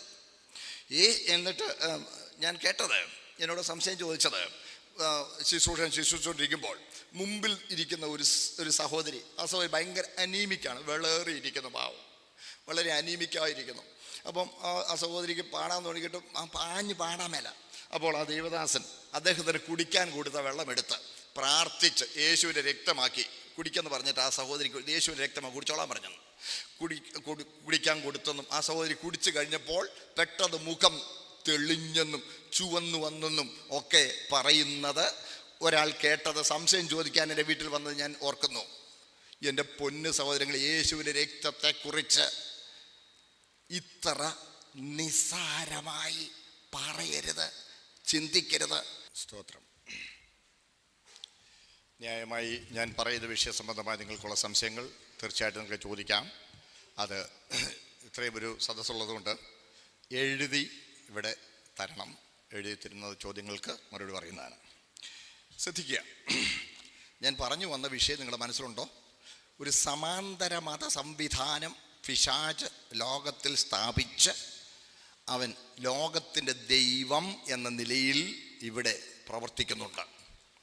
ആ സമാന്തര മത സംവിധാനത്തിൻ്റെ ഏറ്റവും വലിയ പ്രത്യേകത പാപക്ഷമ, നിത്യജീവൻ, ഇങ്ങനെയുള്ള വിഷയങ്ങൾ അവർക്ക് പ്രധാനമല്ല. ഭൗമിക ലോകത്തിലെ നേട്ടങ്ങൾക്കായി കാർമ്മികമായ പല ചടങ്ങുകൾ ചെയ്യുക, ദൈവത്തെ പ്രസാദിപ്പിക്കാനായി കലാരൂപങ്ങളും മറ്റും അവതരിപ്പിക്കുക, പിന്നെ അതുപോലെ തന്നെ പല വ്രതങ്ങൾ, അനുഷ്ഠാനങ്ങൾ ഇത്യാദി കാര്യങ്ങൾ, നോമ്പുകൾ ഇത്യാദി കാര്യങ്ങളൊക്കെ നമുക്കിതൊക്കെ അറിയാമല്ലോ. നമ്മുടെ ഇടയിൽ ഹൈന്ദവ സ്നേഹിതരും നമ്മുടെ മുസ്ലിം സ്നേഹിതരും ഇതുപോലെ തന്നെയുള്ള എത്രയോ പേര് ഈവൻ ക്രൈസ്തീയ സമൂഹത്തിൽ തന്നെയുള്ള പരമാർത്ഥമായും വചനത്തിൻ്റെ പൂർണ്ണതയെ അതുപോലെ അംഗീകരിക്കാത്ത എത്രയോ ഗ്രൂപ്പുകൾ ഇതൊക്കെ ചെയ്യുന്നത് നമുക്കറിയാം. ഇത് പൈശാചികമായ ഒരു സമാന്തര മത സംവിധാനമാണ്. അത് നമ്മുടെ ഇടയിൽ കയറുന്നതിനെതിരെയാണ് നമ്മൾ ബോധവാന്മാരാകേണ്ടത്. അങ്ങോട്ടെ മുമ്പോട്ട് പോകുന്നു. അപ്പോൾ കാർമ്മികമായി ഒരു ടാലിസ്മൻ കൊടുക്കുക. ടാലിസ്മൻ അറിയാമല്ലോ, ഏലസ്, ചരട്, ഇതുപോലെ പിന്നെ വെള്ളം ജപിച്ചു കൊടുക്കുക, പിന്നെ ഇങ്ങനെയൊക്കെയുള്ള കാര്യം പോലെ തന്നെ. എന്നിട്ട് നമ്മുടെ ഇടയിൽ വന്നിരിക്കുന്നത് കണ്ടോ, വെള്ളം പ്രാർത്ഥിച്ച് യേശുവിൻ്റെ രക്തമാക്കുക എന്ന്. യേശുവിൻ്റെ രക്തത്തെക്കുറിച്ച് വളരെ വളരെ ഗൗരവമായി മാത്രമേ സംസാരിക്കാവൂ. യേശുവിൻ്റെ രക്തം നമ്മളല്ല കൈകാര്യം ചെയ്യുന്നത്. ഇതാദ്യം മനസ്സിലാക്കണം. അത് ചെയ്യുന്നുണ്ട്. യേശുവിൻ്റെ രക്തത്തെക്കുറിച്ച് എന്താ ബൈബിൾ പഠിപ്പിക്കുന്നത്?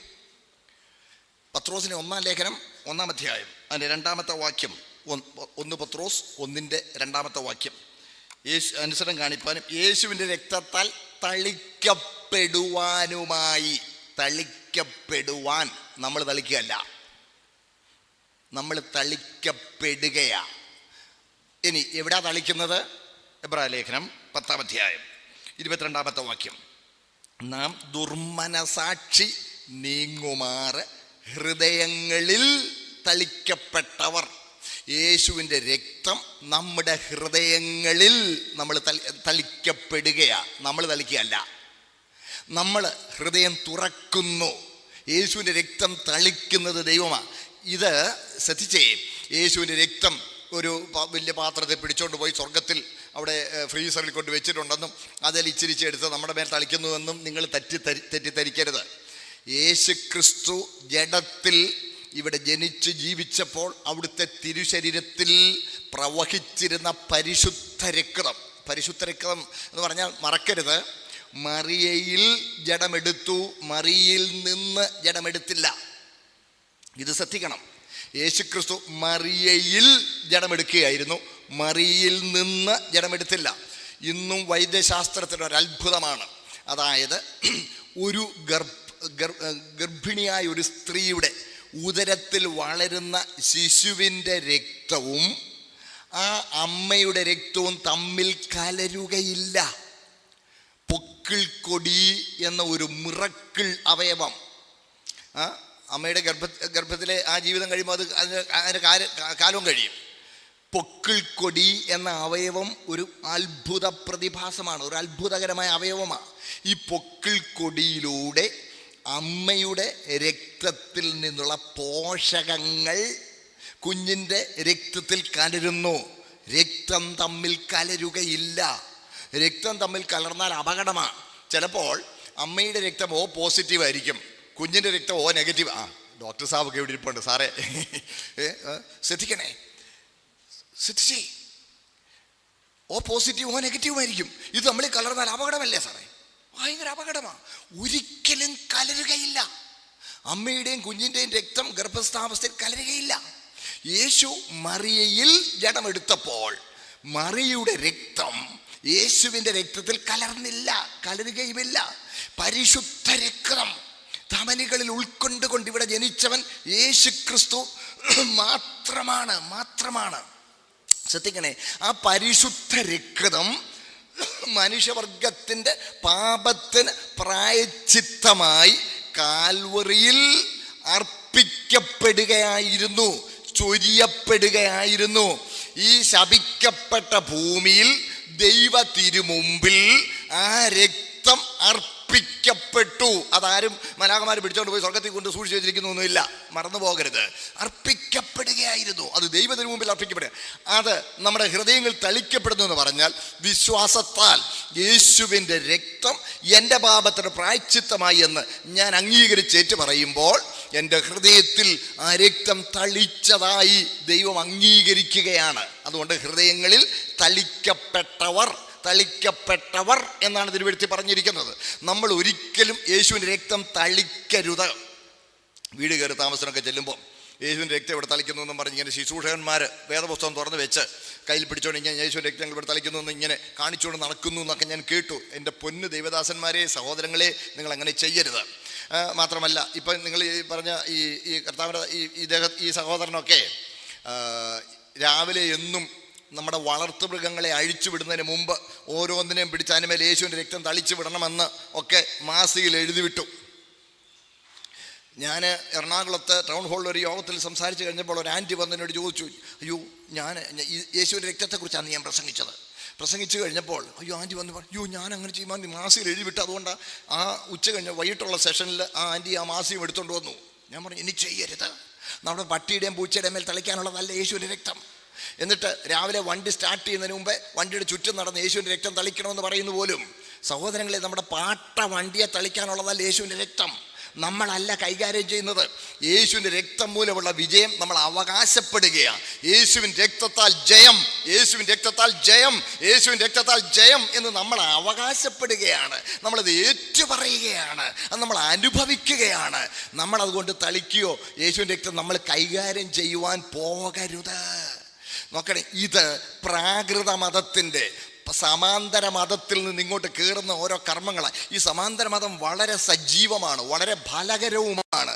അതുകൊണ്ടാണ് ശ്രദ്ധിച്ചേ പറയാം, ഈ സമാന്തര മതത്തിൻ്റെ ഏറ്റവും ശക്തവും പ്രബലവുമായ ഏറ്റവും സ്വാധീനം ചെലുത്തിയ ഒരു രൂപമാണ് ഇന്ത്യയിൽ നിലനിന്നിരുന്നത്. അതുകൊണ്ടാണ് നോക്കണേ, ഇന്ത്യയിൽ 1-ാം നൂറ്റാണ്ടിൽ തന്നെ സുവിശേഷം എത്തിയിട്ടും എന്തുകൊണ്ട് ഇന്ത്യയിൽ സുവിശേഷം മറ്റ് പല രാജ്യങ്ങളിൽ സ്വാധീനം ചെലുത്തിയതുപോലെ സ്വാധീനം ചെലുത്തിയില്ല? എന്തുകൊണ്ടെന്ന് ചോദിച്ചാൽ, ഇവിടെ വളരെ ശക്തമായ ഒരു മത സംവിധാനമുണ്ടായിരുന്നു. അവർക്ക് ഒരു റിലീജിയസ് ഫിലോസഫി ഇവിടെ ഇന്ത്യയിൽ ഉണ്ടായിരുന്നു. അദ്വൈതം തുടങ്ങിയ ആശയങ്ങൾ, ബുദ്ധമതം, ജൈനമതം തുടങ്ങിയ ആശയങ്ങൾ, ഇതൊക്കെ ഇവിടെ ശക്തമായി പ്രചരിച്ചത് കൊണ്ടാണ്. നിങ്ങളുടെ കൂടെ തന്നെ ഉണ്ടോ സഹോദരങ്ങളെ? സ്തോത്രം. ഇവിടൊക്കെ ഇത് പരിശോധിച്ചാൽ നോക്കണേ, നമ്മളെ ദൈവമാക്കുന്ന പരിപാടിയാ. നമ്മളെ ദൈവമാക്കുക, അതല്ലേ വിൽജി സാർ ഇവിടെ പറഞ്ഞില്ലേ, നമുക്ക് ഓരോരുത്തർക്കും ദൈവമാകാമെന്ന്. എൻ്റെ പൊന്നു സഹോദരങ്ങളെ, നമ്മൾ ബലഹീനരാണ്. ശുശ്രൂഷ ഇങ്ങനെ ആളുകൾ പറയുന്ന പോലും, ശക്തനായ ഒരു ശുശ്രൂഷകന്റെ മുമ്പിൽ ആളുകൾ താഴെ വീഴുവെന്ന്. ശുശ്രൂഷകർ ഒരിക്കലും ശക്തരല്ല.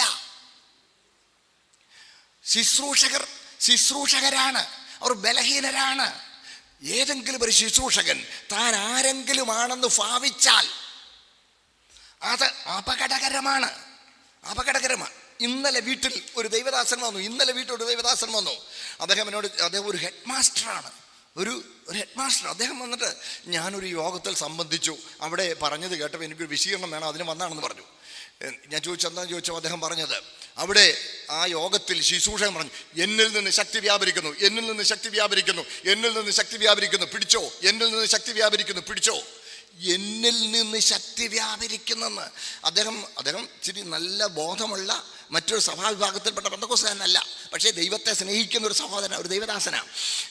ഞാൻ ആഴ്ചതോറും വീട്ടിലെടുക്കുന്ന ബൈബിൾ ക്ലാസ്സിൽ സ്ഥിരമായി സംബന്ധിക്കുന്ന ഒരു ദൈവദാസൻ. അദ്ദേഹം എനിക്കത് കേട്ടപ്പോൾ, യേശുവിൽ നിന്നല്ലേ ശക്തിയുള്ളൂ, ശുശ്രൂഷകനിൽ നിന്നൊരു ശക്തി ഇറങ്ങുമോ? അതുകൊണ്ട് നോക്കണം, ശുശ്രൂഷകനിൽ നിന്ന് ശക്തി ഇറങ്ങുന്നെന്നോ ഒരിക്കലും നിങ്ങൾ അങ്ങനെ ചിന്തിക്കരുത്. എല്ലാവരും എൻ്റെ കൂടെ ഉണ്ടോ? സ്തോത്രം. ഈ കൾട്ടുകളും ഇന്നത്തെ ഈ സമാന്തര മതത്തിൻ്റെ നമ്മുടെ സഭയിലേക്ക് നുഴഞ്ഞു കയറിയിരിക്കുന്നതും ഒരു വ്യക്തിയെ കേന്ദ്രീകരിച്ച്, ആ വ്യക്തി ഏതോ ദിവ്യനാണെന്ന് വരുത്തിക്കൂട്ടി, ആ വ്യക്തിയുടെ ചില അദ്ദേഹത്തിൻ്റെ വാചക കസർത്തും സംഘാടക ശേഷിയും വശീകരണ ചാതുരിയും അദ്ദേഹത്തിൻ്റെ ദ്രവ്യാഗ്രഹത്തിൽ ഊന്നിയ അദ്ദേഹത്തിൻ്റെ നയങ്ങളും കപടങ്ങളും വഞ്ചനയും ചതിവും കൊണ്ട് ആ വ്യക്തി ഒരു ദിവ്യൻ എന്ന ഭാവത്തിൽ ഉയർന്നു നിന്നിട്ട് ആളുകളെ പാട്ടിലാക്കി, അധീനതയിലാക്കി, കലാരൂപങ്ങൾ അവതരിപ്പിച്ച് പാവം ജനങ്ങളെ വഞ്ചിക്കുന്ന ആ പ്രവണത എന്നും ഒരു വ്യക്തിയായിരിക്കും അതിൽ കേമൻ. ഒരു വ്യക്തിയെ ചുറ്റിപ്പറ്റിയായി പരിപാടി നടക്കുന്നത്. ആ വ്യക്തി പ്രധാനിയാണെന്നും ദൈവത്തിൻ്റെ അവതാരമാണെന്നും ദൈവത്തിൻ്റെ പ്രതിപുരുഷനാണെന്നും ഈ പാവം ജനങ്ങൾ തെറ്റിദ്ധരിച്ച്, മനസ്സിലാകുന്നുണ്ടോ? തെറ്റിദ്ധരിച്ച് അവരെ അനുഗമിക്കുകയും ഇഷ്ടം പോലെ വാരിക്കോരി കൊടുത്ത്, പിന്നെ കാശ് കൈ വന്നു കഴിയുമ്പോൾ പിന്നെ അവർക്ക് ഇച്ചിരി കൂടി കേമന്മാരാകാമല്ലോ. ഈ പാവങ്ങളെ പിന്നെയും വഞ്ചിക്കുന്ന ദുഷിച്ച പരിപാടി പെന്തക്കോസ്തിന്റെ പേരിൽ ഇവിടെ ഇറങ്ങുന്നത് കണ്ടിട്ട് മനസ്സിൽ ദുഃഖമുണ്ട്. പാവം ജനങ്ങൾ വഞ്ചിക്കപ്പെടുന്നു. മറക്കരുത്. കാർമ്മികന്മാർ ഒരു കാർമ്മികന്റെ ഭാവത്തിൽ ഇവിടെ വെളിപ്പെടുന്നു. ഇതാണ് സമാന്തര മതത്തിന്റെ മറ്റൊരു പ്രത്യേകത. ഒരു കാർമ്മികൻ അവിടെ ഉണ്ട്. ഇങ്ങനെ ടാലിസ്മാൻ ഉണ്ട്, വെള്ളം കൊടുക്കുന്നു, ഇങ്ങനെയൊക്കെയുള്ള ഒരു പരിപാടി മാത്രമല്ല. എൻ്റെ പൊന്നു സഹോദരങ്ങളെ, യേശുവിൻ്റെ രക്തം ഗൗരവത്തോടുകൂടെ മാത്രമേ പരാമർശിക്കാൻ പാടുള്ളൂ. നിങ്ങൾ ഒരുവൻ്റെ പിന്നാലെ പോകരുത്. ദൈവത്തിനും ജനത്തിനും ഇടയിൽ ഒരു മധ്യസ്ഥനേ ഉള്ളൂ. അതെൻ്റെ വാഴ്ത്തപ്പെട്ട കർത്താവാണ്. സ്തോത്രം. ജനത്തിനും ദൈവത്തിനും ഇടയിൽ കയറി നിൽക്കുന്ന മറ്റ് വഞ്ചകന്മാർ, ജനം നേരിട്ട് ദൈവത്തോട് ബന്ധപ്പെടാൻ അനുവദിക്കാതെ ജനത്തിനും ദൈവത്തിനും ഇടയിൽ കയറി നിന്ന്, ശ്രദ്ധിക്കണേ, ഒരു മധ്യസ്ഥന്റെ റോള് അഭിനയിക്കുന്ന വഞ്ചകന്മാരുടെ കാലം ഗോഡ്മെൻ, ദൈവപുരുഷന്മാരെന്ന് പറഞ്ഞ് ഒത്തിരി പേര് ഇവിടെ ഇറങ്ങി. അവർ ദിവ്യന്മാരാണെന്ന് വരുത്തി കൂട്ടുന്നു. ഇത് അപകടമാണ്. ഇത് അപകടമാണ്. ഇത് സമാന്തര മതത്തിൻ്റെ ഇങ്ങോട്ടുള്ള നുഴഞ്ഞുകയറ്റമാണ്. മറന്നു പോകരുത്. ദൈവം ഒരുവനെ അഭിഷേകം ചെയ്ത് ശുശ്രൂഷയ്ക്ക് നിയമിച്ചാൽ അത്ര കണ്ടവൻ താഴ്മയുള്ളവനാകും, അത്ര കണ്ടവൻ വിനയമുള്ളവനാകും. അവൻ ശക്തനായി എന്ന് ഒരിക്കലും ചിന്തിക്കുകയില്ല. കൃപാവരമാണ്, മറന്നു പോകരുത്. സഹോദരങ്ങളെ, ഈ സമാന്തര മതത്തിൻ്റെ കാര്യം അല്പം കൂടെ ഞാൻ നിങ്ങൾക്ക് പറഞ്ഞുതരാം. ഈ സമാന്തര മതം, ഈ ഹിന്ദുയിസം തന്നെ നമുക്ക് എടുക്കാം, നമുക്ക് പരിചയമുള്ളത് കൊണ്ട് അതിനകത്ത് തന്നെ നിൽക്കുന്നത്. ഈ ജാതകം എഴുതുക എന്നൊരു പരിപാടി നിങ്ങൾ കേട്ടിട്ടുണ്ടല്ലോ. ജാതകം എഴുതുക, സംഭവങ്ങളൊക്കെ ഇഷ്ടം പോലെ പറയാൻ മനസ്സിൽ വരുന്നെങ്കിലും നേരം കുറവാണ്. ശ്രദ്ധിച്ചേ, ഈ ജാതകം എഴുതുമ്പോൾ പലതും നടക്കാറുണ്ട്, ഇല്ലേ? ജാതകം എഴുതുമ്പോൾ പലതും നടക്കാറുണ്ട്. വടക്കൻ കേരളത്തിലുള്ള പ്രമുഖമായ ഒരു ബിസിനസ് കുടുംബത്തിൽ നടന്ന ഒരു ദാരുണമായ ഒരു ആത്മഹത്യ. ഭയങ്കര സങ്കടമായിരുന്നു. ഞാൻ അതിനുശേഷം കുറച്ച് നാളിന് ശേഷം ആ സ്ഥലത്ത് യോഗങ്ങൾക്ക് ചെന്നപ്പോൾ അവരുമായി പരിചയപ്പെടാനും അവരോട് ആത്മീയ കാര്യങ്ങളെക്കുറിച്ച് സംസാരിക്കാനും അവസരമുണ്ടായി. സംസാരിച്ചപ്പോൾ ഒരു മകൻ നിസാര കാര്യത്തിന്, കൊച്ചു കാര്യത്തിന് ഒരു നിരാശ തോന്നിയിട്ട് അവന് വിഷം കുടിച്ചു. ഏതായാലും അവനെ ഹോസ്പിറ്റലിൽ എത്തിച്ചു. ഏതായാലും ദൈവം അവനെ ആ ആദ്യത്തെ അപകടത്തിൽ നിന്ന് രക്ഷിച്ചു. അവൻ ദൈവത്തോളം ഒരു വ്യക്തിബന്ധത്തിലോട്ടൊക്കെ വരികയും മുമ്പോട്ട് വരികയും ഒക്കെ ചെയ്തു.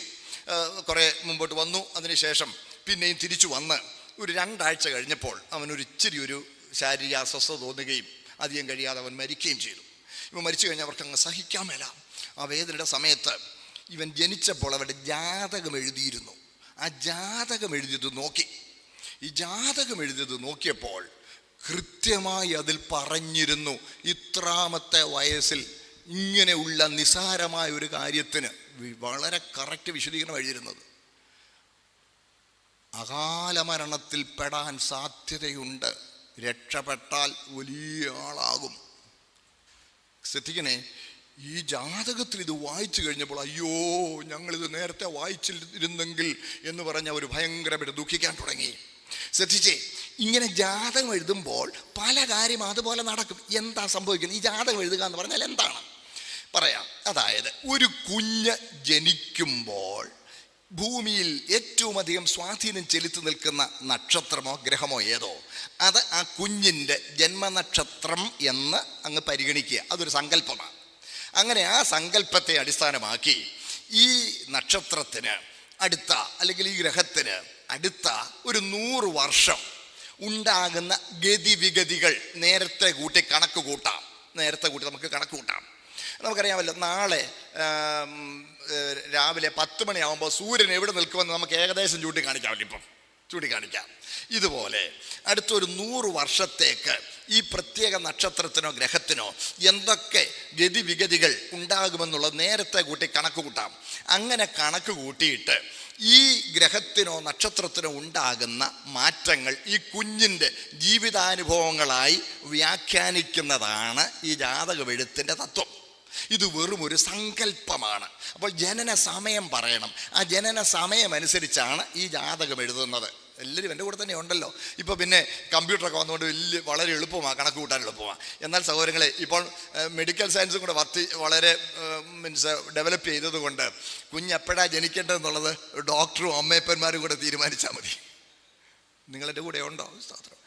കുഞ്ഞ് അപ്പോൾ എന്ന് പറഞ്ഞാൽ അതിൻ്റെ ജാതകം എഴുതാൻ ഇതിൻ്റെ ജാതകം എങ്ങനെ ഇരിക്കുന്നുള്ളത് ഡോക്ടറും അമ്മയപ്പന്മാരും കൂടെ തീരുമാനിക്കും. അത് വെറും ഒരു സങ്കല്പമാണ്. ഈ സങ്കല്പത്തിൽ അവർ ചിന്തിക്കുന്ന കാര്യം പിന്നെ എന്തുകൊണ്ട് അങ്ങനെ നടക്കുന്നു മനസ്സിലാവുന്നുണ്ടോ? അനേക കേസുകൾ എനിക്കറിയാം. എന്തുകൊണ്ട് അങ്ങനെ നടക്കുന്നു പറയാം.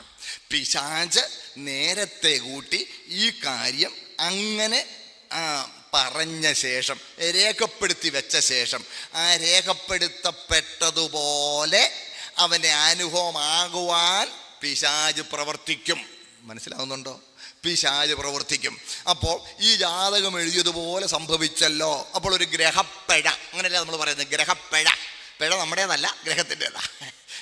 ആ ഗ്രഹപ്പിഴ ഉണ്ടെങ്കിൽ ആ ഗ്രഹപ്പിഴ മാറാൻ ഇന്ന കർമ്മങ്ങൾ ചെയ്യണം, ഇന്ന കാര്യങ്ങൾ ചെയ്യണം എന്ന് പറയുമ്പോൾ ആ ഗ്രഹപ്പിഴ മാറിപ്പോവും. ചിലപ്പം ആ പിശാചിനെ പ്രസാദിപ്പിക്കുന്ന കാര്യം ചെയ്ത് കഴിയുമ്പോഴത്തേനും അവൻ എന്ത് ചെയ്യും? അതിനകത്തുനിന്ന് ഈ വ്യക്തിയെ അങ്ങ് ഒഴിവാക്കും. കണ്ടോ, മറ്റേയാൾ ചെയ്തില്ല, അവനത് സംഭവിച്ചു. ഇത് ഞങ്ങൾ ഈ കർമ്മം ചെയ്തുകൊണ്ട് ഇത് ഒഴിഞ്ഞുപോയി. ഇങ്ങനെ വരുത്തിക്കൂട്ടി ആളുകളിൽ ഒരു വിശ്വാസം ഉളവാക്കി ഇവൻ്റെ ഈ മത സംവിധാനം കൂടുതൽ കൂടുതൽ പ്രബലപ്പെടത്തക്കതുപോലെ പിശാച് ശക്തമായി ഇവിടെ പ്രവർത്തിക്കുന്നു. ഇതാണ് ഈ സമാന്തര മത സംവിധാനം എന്ന് പറയുന്നത്. എല്ലാവരും എൻ്റെ കൂടെ തന്നെ ഉണ്ടല്ലോ. സ്തോത്രം. നമ്മുടെ ഇടയിൽ പോലും ആളുകൾ മീൻസ് ഇയ്യോബിൻ്റെ പുസ്തകത്തിൽ പറഞ്ഞിരിക്കുന്ന ചില വാക്യങ്ങളൊക്കെ എടുത്ത് ഉദ്ധരിച്ച ശേഷം അവർ ചില ആളുകൾ പറയുന്നത് ഞാൻ കേട്ടിട്ടുണ്ട്. ഇയ്യോബിൻ്റെ പുസ്തകത്തിലുണ്ടല്ലോ, അതിൻ്റെ 38-ാമത്തെ അധ്യായത്തിൽ ഒന്ന് വായിച്ചേക്കാമോ? ഇയ്യോബിൻ്റെ പുസ്തകം അതിൻ്റെ 38-ാമത്തെ അധ്യായത്തിൽ 31 മുതൽ 35 വരെയുള്ള വാക്യങ്ങൾ എടുത്തേ, വേഗം ഒന്നെടുത്തേ. ഇയ്യോബ് 38-ന്റെ 35 മുതൽ 31 മുതൽ 35 വരെ വായിച്ചു. കാർത്തികയുടെ ചങ്ങല നിനക്ക് ബന്ധിക്കാമോ? മകയിരത്തിന്റെ ബന്ധനങ്ങൾ അഴിക്കാമോ? നിനക്ക് രാശിചക്രത്തെ അതിന്റെ കാലത്ത് പുറപ്പെടുവിക്കാമോ? സപ്തർഷികളെയും മക്കളെയും നിനക്ക് നടത്താമോ? ആകാശത്തിലെ നിയമങ്ങളെ നീ അറിയുന്നുവോ? അതിന് ഭൂമിമേലുള്ള സ്വാധീനത നിർണയിക്കാമോ? ജലപ്രവാഹം മതിയല്ലോ. ശ്രദ്ധിച്ചേ, ഈ വാക്യങ്ങൾ എടുത്ത് വായിച്ചു. കാർത്തികയുടെയും മകയിരത്തിൻ്റെയും ചങ്ങലയുണ്ട്. ഇത് ജ്യോതിർഗോളങ്ങൾ മനുഷ്യന്റെ മേൽ സ്വാധീനം ചെലുത്തുന്നുണ്ട്. അതുകൊണ്ട് രാഹു ഇങ്ങനെയൊക്കെയുള്ള കാര്യങ്ങളെല്ലാം ഇവിടെ കൊണ്ട് ക്രിസ്ത്യാനികൾ പെന്തക്കോസ്തുകാർ പോലും ശ്രദ്ധിക്കുന്നുണ്ടോ? ഇങ്ങനെ ഉണ്ടെന്ന് വിശ്വസിക്കുകയും അതിനുവേണ്ടി പ്രത്യേകം പ്രാർത്ഥിക്കുകയൊക്കെ ചെയ്യും. ഞാനൊരു കല്യാണത്തിന് പ്രാർത്ഥിച്ചിറങ്ങാൻ നേരത്ത് ഞാനും ആ കൂട്ടത്തിൽ പ്രാർത്ഥിക്കാൻ ചെന്ന കൂട്ടത്തിൽ ഞാനും ഉണ്ടായിരുന്നു. അയ്യോ, ആ പാസ്റ്റർ കുറേ നേരം നമുക്ക് അല്പം നേരം ആരാധിച്ച് ആത്മാവിൻ്റെ നിറവിൽ ദുഷ്ടശക്തികളെ ശാസിക്കാം എന്ന് പറഞ്ഞിട്ട് ഈ വാക്യം ഉദ്ധരിച്ചു. കാർത്തികയുടെ മകയിരത്തിന് ചങ്ങലയെ ബന്ധിക്കുന്നു, സപ്തർഷികളെ ഞങ്ങൾ ഭത്സിക്കുന്നു എന്നെല്ലാം പറഞ്ഞു. ഭയങ്കര ഒരു പ്രാർത്ഥന. എൻ്റെ പൊന്ന് സഹോദരങ്ങളെ, എന്തുവാ ഈ പറയുന്നതിൻ്റെ അർത്ഥം? സർവശക്തനായ ദൈവം ഇയ്യോബിന് പ്രത്യക്ഷനായി അവനോട് ഇയ്യോബേ, നീ ഈ പ്രപഞ്ചത്തിൻ്റെ നടത്തിപ്പിനെ കുറിച്ചൊക്കെ നീ എന്നതാ വിചാരിച്ചേക്കുന്നത്? ദൈവം ആരാണെന്നാ നിന്റെ വിചാരം? ഈ കാർത്തികയുണ്ട്, മകയിരമുണ്ട്, സപ്തർഷികളുണ്ട് എന്ന് പറഞ്ഞാൽ ഇതൊക്കെ ജ്യോതിർഗോളങ്ങളാണ്. ഇതിനെയൊക്കെ അതിൻ്റെ സമയത്ത് പുറപ്പെടുവിക്കാൻ നിന്നെ കൊണ്ട് ഒക്കുമോ? ഇതൊക്കെ ചങ്ങല പോലെ പരസ്പരം ആകർഷണ വലയത്തിൽപ്പെട്ട് ഒരേ വേഗതയിൽ ഈ പ്രപഞ്ചത്തിൽ ഇങ്ങനെ പ്രവർത്തിക്കുകയല്ലേ. അതിൻ്റെ സ്പീഡൊന്ന് കൂട്ടാനോ കുറയ്ക്കാനോ നിന്നെ കൊണ്ട് ഒക്കുമോ? ഈ ഭൂമി 365 ദിവസം കൊണ്ട് സൂര്യന് ചുറ്റും ഭൂമി ഇങ്ങനെ കറങ്ങി വരുന്നുണ്ടല്ലോ. ഈ കറങ്ങി വരുന്നത് 360 ദിവസം കൊണ്ട് കറങ്ങി വരത്തക്കതുപോലെ അതിൻ്റെ വേഗം ഇച്ചിരി നിനക്കൊന്ന് കൂട്ടാമോ? മനസ്സിലായോ? ഇതാണ്. എന്നാൽ ഇയ്യോബേ, ഇതെല്ലാം അതിൻ്റെ കൃത്യമായ നിലയിൽ ഞാൻ ഇവിടെ ചെയ്യുന്നുണ്ട്. ഇതിൻ്റെയൊക്കെ നിയന്ത്രണം ഞാൻ നിർവഹിക്കുന്നുണ്ട്.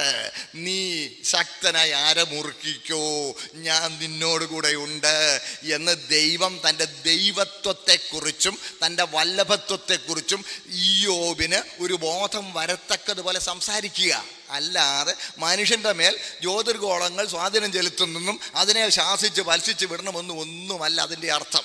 പ്രിയമുള്ളവരെ, ഈ വാക്യമൊക്കെ എടുത്ത് വായിച്ചേച്ച് ഈ സമാന്തര മത സംവിധാനത്തിലെ ഈ നടപടികൾ നമ്മുടെ സഭകളിൽ കൊണ്ടുവരുന്നു. എല്ലാവരും എൻ്റെ കൂടെ ഉണ്ടോ? മനസ്സിലാകുന്നുണ്ടോ? ഇതിനെതിരെ ജാഗ്രത പാലിക്കണം. എന്നിട്ട് ഈ ശാപമുണ്ടെന്നും ആ ശാപം പൊട്ടിച്ചു വിടണമെന്നും ആ ശാപം പൊട്ടിക്കാൻ ദൈവം ചിലർക്ക് അധികാരം കൊടുത്തിട്ടുണ്ടെന്നും മനസ്സിലാവുന്നുണ്ടോ? സ്തോത്രം.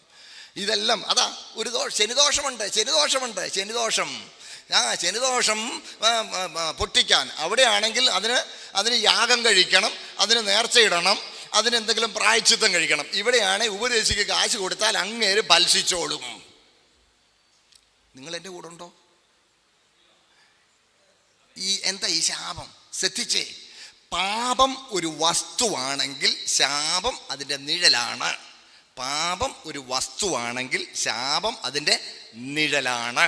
ശ്രദ്ധിച്ചേ, വസ്തു മാറിയാൽ നിഴൽ നീക്കപ്പെടും. വസ്തു മാറാതെ നിഴൽ നീക്കപ്പെടുകയില്ല. ഒരുത്തൻ ക്രിസ്തുവിലായാൽ അവൻ പുതിയ സൃഷ്ടിയാകുന്നു. പഴയത് കഴിഞ്ഞുപോയി. അത് കഴിഞ്ഞു പോയതിനാൽ പിന്നെ ആ പഴയ കുടുംബത്തിൻ്റെ യാതൊരു ശാപവും നിന്റെ മേൽ ഉണ്ടാവുകയില്ല. ഹല്ലേലൂയ, സ്തോത്രം. അത് പൊട്ടിച്ചു വിടാൻ ദൈവം ആരെയും പ്രത്യേകം അഭിഷേകം ചെയ്തിട്ടില്ല. എല്ലാവരും എൻ്റെ കൂടെ തന്നെ ഉണ്ടല്ലോ സഹോദരങ്ങളെ, സ്തോത്രം. പ്രിയമുള്ളവരെ, എന്തൊരു ധാർഷ്ട്യമായി പറയുന്നത്. രക്ഷിക്കപ്പെട്ടെന്നും കണ്ടൊന്നും നീ പിന്നെ ചിലപ്പോഴൊക്കെ നീ തെറ്റ് ചെയ്തിട്ടില്ലേ, തെറ്റാ ചിന്തൻ്റെ മനസ്സ് വന്നിട്ടില്ലേ, അതുകൊണ്ട് ആ ശാപം പിന്നെ തിരിച്ച് കയറിയിട്ടുണ്ട്. രക്ഷിക്കപ്പെട്ടവനൊന്നും ആ ശാപമെല്ലാം ഒന്നും പോകത്തൊന്നുമില്ല. പിന്നെ എനിക്ക് പ്രത്യേക വരമുണ്ട്, ഇതല്ലേ പ്രസിദ്ധപ്പെടുത്തുന്നത്. അപ്പോൾ ആ വ്യക്തി എന്താ പറയുന്നത്? യേശുവിൻ്റെ പ്രായശ്ചിത്ത ബലിയാൽ പരിഹരിക്കപ്പെടാത്തത് തൻ്റെ പ്രാർത്ഥന കൊണ്ട് പരിഹരിക്കപ്പെടും എന്ന് പറയുന്ന തികഞ്ഞ വേദവിപരീതമല്ലേ? മനസ്സിലാവുന്നുണ്ടോ? അതിൻ്റെ പുറകെ പോകരുത്. ഈ ചത്ത് കഴിഞ്ഞാൽ പിന്നെ കേസ് വല്ലതും ഉണ്ടോ? നമ്മുടെ വീരപ്പനെ, പഴയ ചന്ദനക്കൊള്ളക്കാരൻ വീരപ്പൻ്റെ പേരിൽ 250 കേസുണ്ടെന്നാണ് ഒരിക്കലും വായിച്ചത്. പിന്നെയും ചെയ്തു. ഇവന് എതിരെയുള്ള സകല തൊണ്ടിയും എല്ലാം കറക്റ്റ് രേഖയാക്കി എല്ലാം തെളിവ് സഹിതം കൊണ്ടുവച്ച് ആളിനെ കിട്ടിയാൽ മതി, പെട്ടെന്ന് പരിപാടി കഴിയും, വിധി പറയണം, അതുപോലെ റെഡിയാക്കിയിരിക്കുക. അങ്ങനെ ഇരിക്കുമ്പോൾ പോലീസ് മാളിൽ ഏറ്റുമുട്ടലിൽ വീരപ്പൻ ചത്തുപോയി. വീരപ്പൻ കൊല്ലപ്പെട്ട് കഴിഞ്ഞാൽ പിന്നെ ഈ കേസ് കെട്ടിന് കടലാസിൻ്റെ വിലയെങ്കിലും ഉണ്ടോ? ഇല്ല. ഇതിന് കടലാസിൻ്റെ വില പോലും ഇല്ല. ഇതുപോലെ പഴയ ശപിക്കപ്പെട്ട കുടുംബത്തിൽ നിന്ന് നമ്മൾ യേശുവിൻ്റെ മരണത്തോട് ഏകീഭവിച്ചു. ഞാൻ ക്രിസ്തുവിനോട് ക്രൂശിക്കപ്പെട്ടു, ഞാൻ പഴയ പാപത്തിന് മരിച്ചു, ഞാൻ ക്രിസ്തുവിനോട് കുഴിച്ചിടപ്പെട്ടു, ക്രിസ്തുവിനോട് ഉയർത്തെഴുന്നേറ്റു, ക്രിസ്തുവിൽ ഒരു പുതിയ സൃഷ്ടിയായിരിക്കുന്നു. ഹല്ലേലൂയ. ഇനി ഞാൻ ക്രിസ്തുവിനുള്ളവനാ. ആ അനുഭവം വന്ന ആളിന് പഴയ കുടുംബത്തിൻ്റെ ഒരു ശാപവും പിന്നെ അവൻ്റെ മേൽ വരികയില്ല. മറന്നു പോകരുത്. സമാന്തര മതം നമ്മുടെ ഇടയിലോട്ട് കയറുന്നത് കണ്ടോ? അതും പരിശുദ്ധാത്മാവിൻ്റെ പേരിൽ സമാന്തര മതം ഇങ്ങോട്ട് നുഴഞ്ഞു കയറുകയാ. പ്രിയമുള്ളവരെ, നമ്മളിതിനെ ജാഗ്രത പാലിക്കണം. നമ്മുടെ ഇടയിൽ ഇതുപോലെ ഒത്തിരി കർമ്മങ്ങൾ, ഞാൻ ഇന്നലെ ഇതിനെക്കുറിച്ച് ചില കാര്യങ്ങൾ പ്രാർത്ഥിക്കുകയും ദൈവത്തിൽ നിന്ന് പരിശോധിക്കുകയും ചെയ്തപ്പോൾ ഈ മത്തായിയുടെ സുവിശേഷം 12-ാം അധ്യായം വായിച്ചാൽ അതിൻ്റെ 24 മുതൽ 29 വരെയുള്ള ഭാഗം വായിക്കുമ്പോൾ അവിടെ 2 തരം ബാധ ഒഴിപ്പിക്കലിനെ കുറിച്ച് കാണാൻ കഴിയും. ഈ സമാന്തര മതത്തിൻ്റെ ഒരു രീതി നിങ്ങൾ പറയുക. 2 തരം ഭൂതബാധ ഒഴിപ്പിക്കലുണ്ട്. അത് എടുത്തെങ്കിലും വായിച്ചാൽ കുഴപ്പമില്ല. മത്തായി 12-ന്റെ 24 മുതൽ 29 വരെ 6 വാക്യം ഒന്ന് വായിച്ചേ. അത് കേട്ടിട്ട് പരീശന്മാർ, ഇവൻ ഭൂതങ്ങളുടെ തലവനായ ബേൽസെബൂലിനെ കൊണ്ട് അല്ലാതെ ഭൂതങ്ങളെ പുറത്താക്കുന്നില്ല എന്ന് പറഞ്ഞു. അവൻ അവരുടെ നിരൂപണം അറിഞ്ഞു അവരോട് പറഞ്ഞത്, ഒരു രാജ്യം തന്നിൽ തന്നെ ഛിദ്രിച്ചു എങ്കിൽ ശൂന്യമാകും, ഒരു പട്ടണമോ ഗൃഹമോ തന്നിൽ തന്നെ ഛിദ്രിച്ചു എങ്കിൽ നിലനിൽക്കയില്ല. സാത്താനെ പുറത്താക്കുന്നുവെങ്കിൽ അവൻ തന്നിൽ തന്നെ ഛിദ്രിച്ചു പോയല്ലോ, പിന്നെ അവന്റെ രാജ്യം എങ്ങനെ നിലനിൽക്കും? ഞാൻ ബേൽസെബൂലിനെ കൊണ്ട് ഭൂതങ്ങളെ പുറത്താക്കുന്നുവെങ്കിൽ നിങ്ങളുടെ മക്കൾ ആരെ കൊണ്ട് പുറത്താക്കുന്നു? അതുകൊണ്ട് അവർ നിങ്ങൾക്ക് ന്യായാധിപന്മാരാകും. കേട്ടോ, 2 തരം ഭൂതം ഒഴിപ്പിക്കൽ, ബാധ ഒഴിപ്പിക്കൽ. 1, യേശു ഭൂതത്തെ പുറത്താക്കുന്നു. 2, പരീശന്മാരുടെ മക്കള് ഭൂതത്തെ പുറത്താക്കുന്നു. യേശു ഭൂതത്തെ പുറത്താക്കുന്നത് പരിശുദ്ധാത്മാവിനാൽ. മനസ്സിലാവുന്നുണ്ടോ? സ്തോത്രം. എന്നാൽ പരീശന്മാരുടെ മക്കള് അവിടെ മന്ത്രവാദികളായിട്ടൊക്കെ ഒത്തിരി പേര് നടപ്പുണ്ടായിരുന്നല്ലോ. സ്കേവ എന്ന പുരോഹിതന്റെ പിള്ളേരൊക്കെ മന്ത്രവാദികൾ നടപ്പുണ്ടായിരുന്നല്ലോ, ഓർക്കുന്നുണ്ടല്ലോ. പ്രവർത്തന പുസ്തകം തന്നെ കുറിച്ച് പറയുന്നുണ്ടല്ലോ. അങ്ങനെയുള്ളവർ പുറത്താക്കുന്ന ആരെ കൊണ്ടാ? ബേൽസെബൂലെ കൊണ്ട്. ഞാൻ ബേൽസെബൂലെ കൊണ്ടാ ഭൂതങ്ങളെ പുറത്താക്കുന്നതെന്ന് പറയുമ്പം ബേൽസെബൂലിനെ ഞാനിങ്ങ് എടുത്താൽ പിന്നെ നിങ്ങളുടെ പിള്ളേർക്ക് പിന്നെ പുറത്താക്കാൻ ആരുണ്ട്? മനസ്സിലായോ? ശ്രദ്ധിച്ചേ. അപ്പോൾ എന്നിട്ട് മേളിൽ കർത്താവ് പറഞ്ഞു, രാജ്യം തന്നെ തന്നെ ഛിദ്രിച്ചു പോവും ഭൂതത്തെ കൊണ്ട് ഭൂതത്തെ പുറത്താക്കിയാൽ. എന്നാൽ ശ്രദ്ധിച്ചേ, രാജ്യം ഛിദ്രിക്കാതെ രാജ്യം പ്രബലപ്പെടത്തക്കതുപോലെ, മനസ്സിലായോ, ഇവർ തമ്മിൽ ചെറിയൊരു അഡ്ജസ്റ്റ്മെൻ്റായി വലിയ പുള്ളിയെ കൊണ്ട് കൊച്ചു പുള്ളിയെ പുറത്താക്കി, മനസ്സിലായോ, ജനങ്ങളെ പരിഭ്രമിപ്പിച്ച് വിശ്വസിപ്പിച്ച് ഇവരെ പാട്ടിൽ ആക്കി വെക്കുന്ന പരിപാടി അന്നേ ഉണ്ട്, ഇന്നുമുണ്ട്. നിങ്ങളെല്ലാവരും എൻ്റെ കൂടെ ഉണ്ടോ? നമ്മുടെ ഇടയിൽ ഒരു ധാരണയുണ്ട്, കൃപയുള്ള വന്നപ്പോൾ ഭൂതം അലറി ഇളകിയെന്ന്, ഭൂതം ഇളകിയെന്ന്. എൻ്റെ പൊന്ന് സഹോദരങ്ങളെ, കൃപയുള്ള വന്നപ്പം ഭൂതം ഇളകി, ഇങ്ങനൊരു ധാരണയുണ്ട്. ദൈവ സാന്നിധ്യത്തിൽ ദുരാത്മാക്കൾ അസ്വസ്ഥരായാൽ ശ്രദ്ധിക്കണേ, അതിനെ ശാസിച്ചാൽ അന്നേരമേ അത് വിട്ടുപോകും. ഞങ്ങൾ അധികം സുവിശേഷം എത്തിയിട്ടില്ലാത്ത വടക്കൻ കേരളത്തിലൊരു സ്ഥലത്ത് ഞങ്ങളുടെ ചില സഹോദരങ്ങൾ ഒരുമിച്ച് ആലോചിച്ച് നമ്മൾ ക്രമീകരണം ചെയ്തു. ഒരു സുവിശേഷവും ക്രമീകരിച്ചു. സുവിശേഷം ക്രമീകരിച്ച് 3 ദിവസം അടുപ്പിച്ച് പ്രസംഗിക്കുക. പ്രാർത്ഥനയോടെ ഞങ്ങൾ ദൂതെല്ലാം ഒരുക്കി അവിടെ ചെന്നു. യോഗം തുടങ്ങി. ഞാൻ ദൈവവചനം പ്രസംഗിക്കാൻ തുടങ്ങി.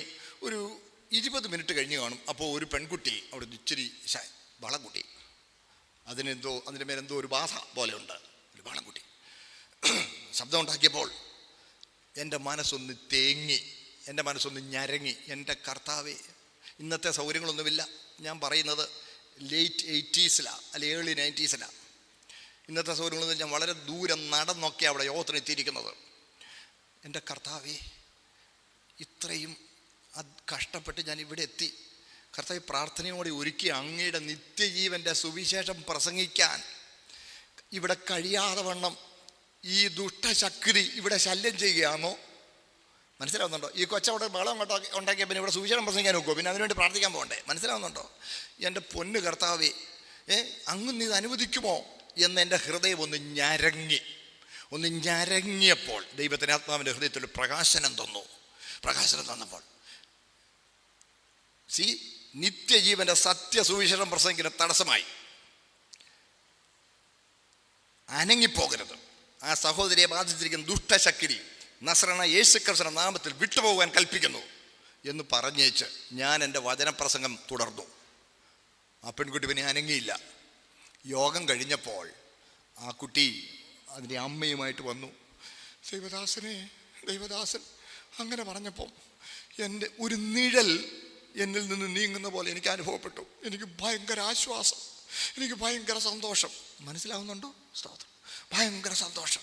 അപ്പോൾ ആ പറഞ്ഞപ്പോഴേ ആ ദുഷ്ടശക്തി ആ സഹോദരിയെ ആ കുട്ടിയെ വിട്ടുപോയി. ശ്രദ്ധിച്ചേ, നമ്മളിപ്പോൾ എന്താ ചെയ്യുന്നതെന്നറിയാമോ? ഭൂതം ഇളകിയ പിന്നെ ഇച്ചിരി അതിൻ്റെ പുറകെയാ. പിന്നെ ഈ ശുശ്രൂഷൻ ഒരു വലിയ കാർമ്മികനായി, പിന്നെ പരിപാടി പതുക്കെ അങ്ങോട്ട് തുടങ്ങി. എന്തിനായി യോഗം സംഘടിപ്പിച്ചത്? നിത്യജീവന സത്യവചനം പ്രസംഗിക്കാൻ. ഇപ്പം ഇവിടെ എന്താ നടക്കുന്നത്? ഒരു വലിയ കാർമ്മികനായി ഇവിടെ ആളിച്ചിരി കേമനായി ഈ ഇച്ചിരി അവതരിച്ചോണ്ടിരിക്കുക. മനസ്സിലാവുന്നുണ്ടോ സഹോദരങ്ങളെ? സ്തോത്രം. ഇത് പാടില്ല. അപ്പോൾ ഇവിടെ ഇടയിൽ നമ്മളിടെ എന്നിട്ട് ഇങ്ങനെ അങ്ങോട്ട് ബഹളം ഉണ്ടാക്കിയിട്ട് കുറേ നേരത്തെ കളിയും പരിപാടിയൊക്കെ കഴിഞ്ഞേച്ച് ഇദ്ദേഹം ഒരു വലിയ കാർമ്മികൻ്റെ ഭാവത്തിൽ വന്ന് അതിനെ പുറത്താക്കും. ആ പുറത്താക്കിയത് കൊണ്ട് അവൻ്റെ രാജ്യത്തിന് ഒരു ക്ഷീണവുമില്ല. അവർ തമ്മിലുള്ള ഒരു അഡ്ജസ്റ്റ്മെൻറ്റാ. ഇതും ശ്രദ്ധിക്കണേ, നമ്മുടെ ഇടയിൽ നടക്കുന്ന പരിപാടിയാ ഇത്. സമാന്തര മത സംവിധാനത്തിൻ്റെ നമ്മുടെ ഇടയിലുള്ള സ്വാധീനമാണ്. ഇതും പരിശുദ്ധാത്മാവിൻ്റെ പേരിലാണ് ചെയ്യുന്നത്. പാടില്ല. ഇനി ഈ സമാന്തര മത സംവിധാനത്തിൽ ഏറ്റവും പ്രാധാന്യം കൊടുക്കുന്നത് ഭൗമിക നന്മകൾക്കാണ്. എൻ്റെ വാഴ്ത്തപ്പെട്ട കർത്താവിനോട് തന്നെ പിശാച് പറഞ്ഞു. ശ്രദ്ധിക്കണേ, എൻ്റെ വാഴ്ത്തപ്പെട്ട കർത്താവിനോട് തന്നെ പിശാച് പറഞ്ഞു, ലോകവും അതിൻ്റെ സകല മഹത്വവും സകല രാജ്യങ്ങളെയും അതിൻ്റെ മഹത്വവും പ്രതാപവും എല്ലാം കാണിച്ചു പറഞ്ഞേ, ഇതെല്ലാം എൻ്റെ കയ്യിലാണ്. വീണ് എന്നെ നമസ്കരിച്ചാൽ നിനക്ക് തരാം, എനിക്ക് ഇഷ്ടമുള്ളവർ ഞാൻ കൊടുക്കും. വീണ് എന്നെ നമസ്കരിച്ചാൽ ഞാൻ നിനക്ക് തന്നേക്കാമെന്ന് പറഞ്ഞു. ശ്രദ്ധിക്കണേ, കർത്താവ് പറഞ്ഞോ നിൻ്റെ കയ്യിൽ അല്ലെന്ന് പറഞ്ഞോ? അല്ലെന്ന് പറഞ്ഞില്ല. അവൻ്റെ കയ്യിലാണ്. അവൻ വഞ്ചിച്ച് ആദമിനെ ഏൽപ്പിച്ചത്. ആദമിനെ വഞ്ചിച്ച് കളിപ്പിച്ച് ആദമിനെ തൻ്റെ കൈക്കലാക്കി അവൻ ആദമിൻ്റെ കയ്യിലുണ്ടാകുന്നൊക്കെ ഇവൻ്റെ നിയന്ത്രണത്തിൽ കൊണ്ടുവന്നിരിക്കുക. അപ്പോൾ ശ്രദ്ധിക്കണേ, ലോകത്തിൻ്റെ പ്രതാപവും പണവും പെരുമയും ഉയർച്ചയും ഇതെല്ലാം പിശാചിനെ സേവിച്ചാൽ നിങ്ങൾക്ക് കിട്ടും. എല്ലാവരും എൻ്റെ കൂടെ ഉണ്ടോ? എൻ്റെ കർത്താവ് അവനെ അനുഗമിക്കുന്നവരെ പണക്കാരനാക്കാം എന്ന് പറഞ്ഞിട്ടില്ല. പണക്കാരനാകുന്നെങ്കിൽ നേരായ മാർഗത്തിലൂടെ ആണെങ്കിൽ അത് ദൈവപ്രസാദത്തിന് ഉപയോഗിച്ചോണം. സമ്പത്ത് വർദ്ധിച്ചാൽ അതിൽ മനസ്സു വെക്കരുത്. NRI സഹോദരന്മാരുടെ ഇടയിലാണ് ഞാനിത് പറയുന്നതെന്നുള്ളത് എനിക്കറിയാം. ദൈവം നിങ്ങൾക്ക് സമ്പത്ത് തന്നിട്ടുണ്ടോ? അത് നേരായ മാർഗത്തിലാണോ? അത് ദൈവനാമ മഹത്വത്തിന് ഉപയോഗിച്ചോണം. അതിലേക്ക് നിങ്ങളുടെ മനസ്സ് തിരിയരുത്. ഭൗമിക സമ്പത്തല്ല ദൈവം തരുന്ന അനുഗ്രഹം എന്നുള്ളത് നമ്മൾ പ്രത്യേകം മനസ്സിലാക്കിക്കൊള്ളണം. അത് പിശാചും ഇഷ്ടം പോലെ കൊടുക്കുന്നുണ്ട്. അത് സമാന്തര മത സംവിധാനത്തിൽ ആളുകൾ പ്രാപിക്കുന്ന കാര്യങ്ങളിൽപ്പെട്ടതാണ്. എൻ്റെ പൊന്നു സഹോദരങ്ങളെ, നമ്മുടെ ഇടയിലുള്ള പരിശുദ്ധാത്മാവിൻ്റെ പേരിൽ നടക്കുന്ന പല ശുശ്രൂഷകളും ഒന്ന് എടുത്തു നോക്കിക്കേ. ബിസിനസ്സിൻ്റെ തകർച്ച മാറ്റാൻ ഒരു സഹോദരൻ ഒരിക്കലും എന്നോട് പറഞ്ഞു, ദേവദാസേ, എനിക്ക് ഒരു പ്രത്യേക ശുശ്രൂഷ തരും. ഞാൻ പറഞ്ഞു, എന്നാ ബ്രദറെ പ്രത്യേക ശുശ്രൂഷ? അതെ, എൻ്റെ ബിസിനസ് എല്ലാം തകർന്ന് ഞാനിങ്ങനെ ഒന്നുമില്ലാതായി. ഞാൻ ബ്രദർ, ഞാൻ അറിഞ്ഞു വേണ്ടി പ്രാർത്ഥിച്ചല്ലോ. ഞാൻ അന്ന് അവിടെ വന്ന് പ്രാർത്ഥിച്ചായിരുന്നു. അതെ, പ്രാർത്ഥിച്ചു. എൻ്റെ പൊന്നു ദൈവദാസനെ. അതിനുശേഷം ഞാൻ ഇപ്പോൾ വേലയ്ക്ക് ഇറങ്ങിയിരിക്കാം. ഈ ബിസിനസ്സുകാരുടെ ബിസിനസ് തകർച്ച മാറ്റാനുള്ള ഒരു ശുശ്രൂഷ, അതിനുള്ള ഒരു പ്രത്യേക വരം ദൈവം എനിക്ക് തന്നിരിക്കുക. ഈ ദൈവസന്നിധി പറയുമ്പം ഒരു അല്പം പോലും വ്യത്യാസപ്പെടുത്താൻ പാടില്ല. ഞാൻ എൻ്റെ പൊന്നു ബ്രദറെ, അങ്ങനൊരു ശുശ്രൂഷയോ, കടഭാരം മാറ്റാനൊരു ശുശ്രൂഷയോ, അതും പരിശുദ്ധാത്മാവിനാൽ തരുമോ? മനസ്സിലായോ? സമ്പത്ത് വർദ്ധിപ്പിക്കാനുള്ള ശുശ്രൂഷയോ? ഞാൻ പറഞ്ഞു, ബുദ്ധിപൂർവം ഉത്സാഹത്തോടെ അധ്വാനിച്ചാൽ സമ്പത്ത് വർദ്ധിക്കത്തക്ക ഒരു പ്രത്യേക സാഹചര്യം ഇന്ന് നമ്മുടെ നാട്ടിലുണ്ട്. എല്ലാവരും എൻ്റെ കൂടെ ഉണ്ടല്ലോ. ബുദ്ധിപൂർവം ഉത്സാഹത്തോടെ വിശ്വസ്തയോടെ ദൈവാശ്രയ ബോധത്തോടെ അധ്വാനിച്ചാൽ മാനമായി ജീവിക്കാനുള്ള വകയും ചിലപ്പോൾ ചില സമ്പത്ത് വർദ്ധിക്കുന്ന നിലയിലും ജീവിക്കാനുള്ള സാഹചര്യങ്ങൾ ദൈവം ഇന്ന് നമ്മുടെ നാട്ടിൽ തന്നിട്ടുണ്ട്. അങ്ങനെ ദൈവാശ്രയ ബോധത്തോടും അധ്വാനിച്ചും ജീവിതത്തിൽ എന്തെങ്കിലും പണം ഉണ്ടാക്കുക എന്നുള്ളതല്ലാതെ, കടഭാരം മാറ്റുക എന്നുള്ളതല്ലാതെ, ചെപ്പിടി വിദ്യകൾ കൊണ്ട് കടം മാറ്റുന്ന പരിപാടി ദൈവികം അല്ല. എത്ര നേരം പറഞ്ഞതിന് ശേഷം ആ സഹോദരൻ പിന്നെ ഒന്ന് സമ്മതിച്ചെന്നറിയാമോ? എത്ര നേരം പറഞ്ഞു കൊടുത്തു. എൻ്റെ പൊന്ന് സഹോദരങ്ങളെ, നമ്മുടെ ഇടയിൽ നിന്ന് നടക്കുന്ന സോ കോൾഡ് ആത്മിക ശുശ്രൂഷകൾ, ഈ ആത്മിക ശുശ്രൂഷകളെല്ലാം പലപ്പോഴും ഭൗമിക നേട്ടത്തിനുള്ള ഉപാധികളല്ലേ? വേദോസ്തം പറയുന്ന കാര്യം മറക്കരുത്. മത്തായിയുടെ സുവിശേഷം 6:24 എൻ്റെ വാഴ്ത്തപ്പെട്ട കർത്താവ് തന്നെ പറഞ്ഞു, ദൈവത്തെയും മാമോനെയും സേവിപ്പാൻ കഴിയില്ല. മാമോൻ എന്ന വാക്ക് ഒരു എബ്രായ പദമാണ്. ധനം എന്നതിൻ്റെ എബ്രായ പദമാണ് മാമോൻ. പണത്തെയും ദൈവത്തെയും കൂടി ഒരുമിച്ച് നിങ്ങൾക്ക് സേവിക്കുവാൻ കഴിയുകയില്ല. ദ്രവ്യാഗ്രഹത്തിലേക്ക് നിങ്ങളുടെ മനസ്സ് തിരിക്കുന്ന എന്തെങ്കിലും ഒരു കാർമ്മിക നടപടി ഏതെങ്കിലും യോഗത്തിൽ നടക്കുന്നെങ്കിൽ അത് ദൈവികമല്ല. ഞാനിപ്പോൾ പറഞ്ഞ് മനസ്സിലായോ? സ്തോത്രം. ദ്രവ്യാഗ്രഹത്തിലേക്കും ഇവിടെ പണമുണ്ടാക്കണമെന്നും ഇവിടെ കേമനാകണമെന്നും ആ നിലയിലുള്ള ഒരു ചിന്ത, ദ്രവ്യാഗ്രഹം സകലവിധ ദോഷത്തിനും മൂല കാരണമാണ്.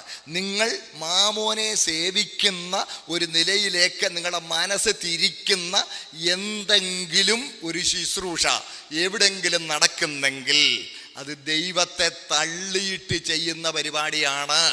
ദൈവത്തെയും മാമോനെയും ഒരുമിച്ച് സേവിക്കുക നമുക്ക് ഒരിക്കലും കഴിയുകയില്ല. ഇത് മറന്നു പോകരുത്. അതുകൊണ്ട് ഭൗമികതയിലേക്ക്, നമ്മൾ ലോകക്കാരല്ല, ഭൗമികതയിലേക്ക്, ലൗകികതയിലേക്ക്, ലോകത്തിൻ്റെ പ്രതാപത്തിലേക്ക്, കൺമോഹത്തിലേക്ക് നോക്കണേ.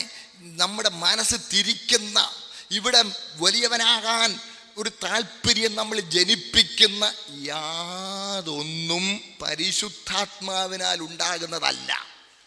നമ്മളെ ലോകത്തിൽ നിന്ന് അകറ്റി, മനസ്സിലായോ? ലോകത്തോടുള്ള പറ്റുമാനം കുറച്ച് നിത്യജീവന് വേണ്ടി നമ്മൾ ഒരുക്കുന്നതാണ് പരിശുദ്ധാത്മാവിൻ്റെ ശുശ്രൂഷ. നിങ്ങൾ മറന്നു പോകരുത്. സ്തോത്രം. എന്നെ നമസ്കരിച്ചാൽ ഇതെല്ലാം നിനക്ക് തരാമെന്ന് എൻ്റെ കർത്താവിനോട് പറയാൻ തൻ്റെ ഇടം കാണിച്ച പിശാച് ഇന്നും ഇഷ്ടം പോലെ നടന്ന് തരാമെന്ന് പറയുമ്പം എന്നെ നമസ്കരിക്കണമെന്നുള്ളത് അവൻ മറച്ചു വെച്ചേക്കുക. അവൻ്റെ ശുശ്രൂഷകന്മാരായി, നീതിയുടെ ശുശ്രൂഷകന്മാരുടെ വേഷം കെട്ടി ലൗകികതയിലേക്ക് ജനത്തെ വലിച്ചു കളയുന്ന എത്രയോ പേർ നമ്മുടെ നടുവിൽ ഇന്ന് വിലസുന്നു. തിരിച്ചറിയാൻ നിങ്ങളുടെ കണ്ണ് തുറക്കുമോ? സ്തോത്രം.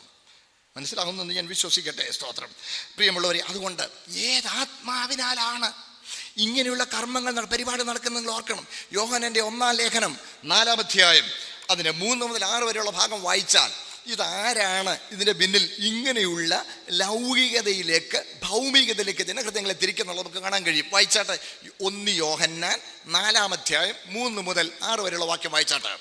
യേശുവിനെ സ്വീകരിക്കാത്ത യാതൊരു ആത്മാവും ദൈവത്തിൽ നിന്നുള്ളതല്ല. വായിച്ചോളൂ.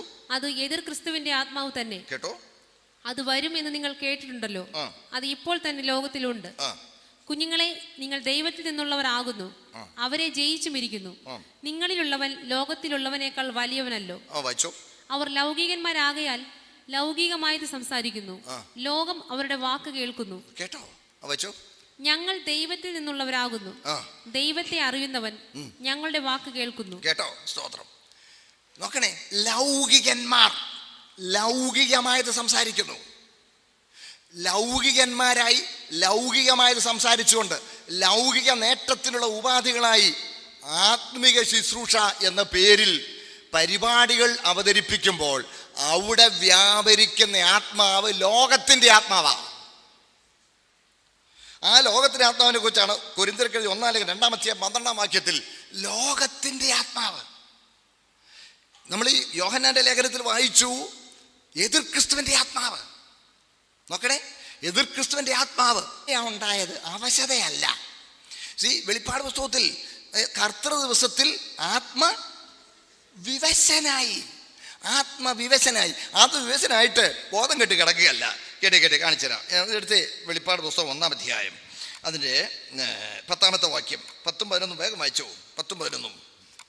ഇവരോ തങ്ങൾ അറിയാത്തത് എല്ലാം ദുഷിക്കുന്നു. വെളിപ്പാട് പുസ്തകം 1-ാം അധ്യായം 10-11. വെളിപ്പാട് 1:10-11. കർത്തൃ ദിവസത്തിൽ ഞാൻ ആത്മവിവശനായി. നീ കാണുന്നത് ഒരു പുസ്തകത്തിൽ എഴുതി എഫെസോസ്, സ്മുർന്ന, പെർഗമോസ്, തുയഥൈര, സർദീസ്, ഫിലദെൽഫ്യ, ലവോദിക്ക എന്ന 7 സഭകൾക്കും അയക്കുക എന്നിങ്ങനെ കാഹളത്തിനൊത്ത ഒരു മഹാനാദം എന്റെ പുറകിൽ കേട്ടു. എന്നോട് സംസാരിച്ച നാദം എന്ത് എന്ന് കാണുവാൻ ഞാൻ തിരിഞ്ഞപ്പോൾ 7 പൊൻ നിലവിളക്കുകളും നിലവിളക്കുകളുടെ നടുവിൽ നിലയങ്കി ധരിച്ചു മാറത്ത് പൊൻകച്ച കെട്ടിയവനായി മനുഷ്യപുത്രനോട് സദൃശനായവനെയും കണ്ടു. കണ്ടോ? ആത്മവിവശനായി മാണ്ട് കിടക്കുകയല്ല. ആത്മവിവശനായി ആത്മവിവശതയിൽ എന്ന് പറഞ്ഞാൽ മറ്റെല്ലാ ചിന്തകളിൽ നിന്നും താൻ മാറി ആത്മവിവശതയിൽ താൻ ശബ്ദം കേൾക്കുന്നു, എഴുതാൻ പറയുന്നു, തിരിഞ്ഞു നോക്കുന്നു, ആളിനെ കാണുന്നു. ആത്മവിവശതയിൽ എഴുതിയതാ വെളിപ്പാട് പുസ്തകം. എല്ലാവരും എൻ്റെ കൂടെ ഉണ്ടോ? ആ പേര് ഈ പൈശാചിക പരിപാടിക്ക് ഉപയോഗിച്ചേക്കരുത്. പരിശുദ്ധാത്മാവരെയും ബോധം കെടുത്തുകയില്ല. പരിശുദ്ധാത്മാ സുബോധത്തിൻ്റെ ആത്മാവാ. പരിശുദ്ധാത്മാ അവരെ തളർത്തുകയില്ല. പരിശുദ്ധാത്മ ബലപ്പെടുത്തുന്ന ആത്മാവാ. പരിശുദ്ധാത്മാവരെ വീഴിക്കയില്ല. പരിശുദ്ധാത്മ എഴുന്നേൽപ്പിക്കുന്ന ആത്മാവാ. ഇവിടെ കാണിച്ച ഒരു ക്ലിപ്പിങ്ങിനെ കുറിച്ച് സൗകര്യങ്ങളെ, ഞാൻ ദൈവത്തിൻ്റെ കൃപയാൽ 38 വർഷമായി കർത്താവിൻ്റെ വേല ചെയ്യുന്നു. ഇവിടെ ക്ലിപ്പിംഗ് കാണിച്ച പല ദേവദാസന്മാരെയും എനിക്ക് വളരെ അടുത്ത് പരിചയമുണ്ട്. അവരുടെ ശുശ്രൂഷയുടെ ആരംഭഘട്ടങ്ങളിൽ അവിടെ സഭകളിൽ പോയി ശുശ്രൂഷിച്ചിട്ടുണ്ട്. ആ സഭയിൽ ഒരിക്കൽ ഒരാഴ്ച ഞാൻ ബൈബിൾ ക്ലാസ് എടുത്തപ്പോൾ അദ്ദേഹം ഉപദേശ വൈപരീത്യങ്ങളിലേക്ക് വഴുതിപ്പോകുന്നത് കണ്ടിട്ട് ഞാൻ അദ്ദേഹത്തിന് മുന്നറിയിപ്പ് കൊടുത്തു. നിങ്ങൾ വേദവൈപരീത്യത്തിലേക്ക് വഴുതുകയാണെന്ന് മുന്നറിയിപ്പ് കൊടുത്തു. അത് കഴിഞ്ഞു. ശ്രദ്ധിക്കണേ, മറ്റൊരു ദിവസം ഒരു സന്ദർഭത്തിൽ മറ്റൊരു സഭയിൽ ഒരു കൺവെൻഷൻ എന്നപ്പോൾ നിർബന്ധമായി എന്നെ വിളിച്ചവിടെ കൊണ്ടുപോയി ഒരു യോഗത്തിൽ ശുശ്രൂഷിക്കാനായിട്ട്. ഞാൻ ആ യോഗത്തിൽ ശുശ്രൂഷിച്ച് കഴിഞ്ഞപ്പോൾ മറ്റൊരാൾ ഇങ്ങനെയുള്ള തെള്ളിയിടുന്ന പരിപാടിയുമായിരുന്നു. എൻ്റെ പ്രസംഗം കഴിഞ്ഞതുകൊണ്ട് എനിക്ക് അവിടെ ഇൻ്റർവ്യൂ ചെയ്യാൻ കഴിഞ്ഞില്ല.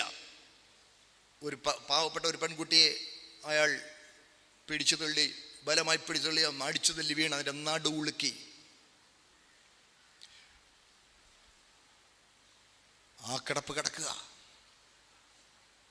തടിച്ചു കൊഴുത്ത ഒരു പെൺകുട്ടി മലന്നടിച്ച് സ്റ്റേജിന് മുമ്പിൽ കിടക്കുമ്പോൾ ഏതാണ്ട് ഒരു ആൻറ്റി ഉണ്ട്, ഒരു ദുപ്പട്ട ഉണ്ട്, അതിൻ്റെ മുഖത്ത് ശരീരത്ത് മൂടിയിട്ടു. യോഗം കഴിഞ്ഞ് എല്ലാവരും എഴുന്നേറ്റ് പോകുമ്പോഴും ആ കുട്ടി എഴുന്നേൽക്കുന്നില്ല, നടുവുളുക്കി. ഞാൻ 3-ാം ദിവസം ആ പട്ടണത്തിൽ നിന്ന് പോരുമ്പോൾ ഇത് കഴിഞ്ഞപ്പോൾ എനിക്ക് അത്യാവശ്യമായി ഇവരുടെ അടുത്ത് പോകേണ്ടിയിരുന്നുകൊണ്ട് അദ്ദേഹത്തിൻ്റെ സഭയിലെ അദ്ദേഹത്തിൻ്റെ മകൻ വലിയ ഇന്ന് അറിയപ്പെടുന്ന ശുശ്രൂഷകനാണ്. അവനോട് ഞാൻ പറഞ്ഞു, എനിക്ക് എൻ്റെ മകനെ പോലെ ഞാൻ സ്നേഹിക്കുന്നൊരു സഹോദരൻ, എടാ മോനെ എനിക്ക് അത്യാവശ്യം ചില കാര്യം സംസാരിക്കണം, അവിടെ വരെ വരണമെന്ന് പറഞ്ഞു. ഞാൻ താമസിക്കുന്നത് വരണമെന്ന് പറഞ്ഞു. മാർത്താഹള്ളി എന്ന് പറയുന്ന സ്ഥലത്താണ് ഞാൻ എം കുര്യാക്കോസിലൂടെ ഞാൻ താമസിച്ചിരുന്ന സമയത്ത് അവനോട് വന്നു.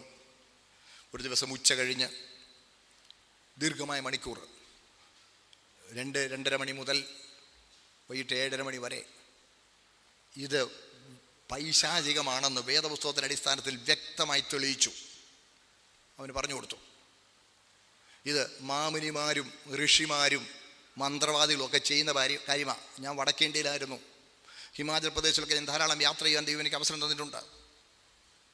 അവരിങ്ങനെ കൈ കാണിച്ചാൽ ബോധം കൊടുക്കും, പിന്നെ അവർ റിലീസ് ചെയ്തെങ്കിലേ എഴുന്നേക്കുള്ളൂ. ഇതെല്ലാം ഞാൻ അവനോട് കാര്യങ്ങൾ പറഞ്ഞ് മനസ്സിലാക്കി കൊടുത്തപ്പോൾ ആ മോൻ എന്നോട് പറഞ്ഞു, അങ്കിൾ ഇനി മേലാൽ ഞാൻ ചെയ്യല, സത്യം ചെയ്യടാ എന്ന് പറഞ്ഞു. സത്യം സത്യം സത്യം, ഇനി മേലാൽ ഞാൻ ചെയ്യലെന്ന് അവൻ സത്യം ചെയ്തതിനോട് പറഞ്ഞു. ശ്രദ്ധിക്കണേ, പരസ്യമായതുകൊണ്ട് ഞാൻ പേര് പറയുന്നില്ല. എനിക്കവരോട് ഇപ്പോഴും സ്നേഹമുണ്ട്, അവർക്ക് വേണ്ടി പ്രാർത്ഥിക്കാറുണ്ട്. അതിനുശേഷം പിന്നെയും അവനത് ചെയ്യുന്നുണ്ടെന്ന് ഞാൻ അറിഞ്ഞു. അതേ പട്ടണത്തിൽ മറ്റൊരു സ്ഥലത്ത് ഒരു വലിയ യോഗത്തിൽ ഞാൻ സംസാരിക്കുമ്പോൾ പാട്ടുപാടാൻ ആ സഹോദരനുണ്ടായിരുന്നു. ഞാൻ ദൈവത്തിന് ശുശ്രൂഷ കഴിഞ്ഞപ്പോൾ ആ നല്ല യോഗ്യനായ നല്ല ചെറുപ്പക്കാരൻ, നിഷ്കളങ്കനായ പയ്യൻ സഹോദരൻ മുമ്പിലിരിപ്പുണ്ട്. ഇവിടെ മോനെ, നിങ്ങൾ ആ ചെയ്യുന്ന വേദപുസ്തക വിപരീതമായ കാര്യങ്ങൾ വേദപുസ്തകത്തിന് ചേരുന്നതല്ലെന്ന് മോനെ ഞാൻ തെളിയിച്ചു തന്നിട്ടില്ലേ? ഇനി മേലാൽ ചെയ്യുകയല്ലെന്ന് മോൻ എൻ്റെ അടുത്ത് സത്യം ചെയ്ത് പറഞ്ഞതല്ലേ? അത് സത്യമാണെങ്കിൽ ഇവിടെ ഒന്ന് പരസ്യമായി ഒന്ന് അംഗീകരിച്ചാട്ടെ, അല്ലെങ്കിൽ നിഷേധിച്ചാട്ടെ. ഞാൻ പറയുന്ന വ്യാജമാണെങ്കിൽ നിഷേധിച്ചാട്ടെന്ന് പറഞ്ഞു. ആ മോനെ എഴുന്നേറ്റ് എന്ന് പറഞ്ഞു, അങ്കിൾ പറയുന്നത് സത്യമാണ്, അങ്കിളുടെ അടുത്ത് ഞാൻ സമ്മതിച്ചിട്ടുണ്ടെന്ന് പറഞ്ഞു. ഞാൻ പറഞ്ഞു, thank you, it's not for you or for me but for the whole audience here. എനിക്കോ നിനക്ക് വേണ്ടിയല്ല കുഞ്ഞെ, ഇവിടെ ഇരിക്കുന്ന എല്ലാവർക്കും വേണ്ടിയാണ്. ഇത് പൈശാചികമാണ്, ഇത് വേദപുസ്തകത്തിലുള്ളതല്ല എന്ന് പറഞ്ഞ് അവിടെ ഒരു യൂത്ത് ക്യാമ്പ് ആയിരുന്നു. ചില ദിവസങ്ങൾ ഞാൻ അവിടെ ഉണ്ടായിരുന്നു. പറഞ്ഞു കൊടുത്തു, പരിശുദ്ധാത്മാവിൻ്റെ പേരിൽ കാട്ടിക്കൂട്ടുന്ന കോപ്രായങ്ങൾ പരിശുദ്ധാത്മാവ് ആരെയും ബാധിക്കയില്ല. പരിശുദ്ധാത്മാവ് ലക്ഷണം കെട്ട പോലെ പെരുമാറുകയില്ല. ക്രമത്തിൻ്റെ ആത്മാവാ, ചിട്ടയുടെ ആത്മാവാ, സുബോധത്തിൻ്റെ ആത്മാവാ, ബലപ്പെടുത്തുന്ന ആത്മാവാ.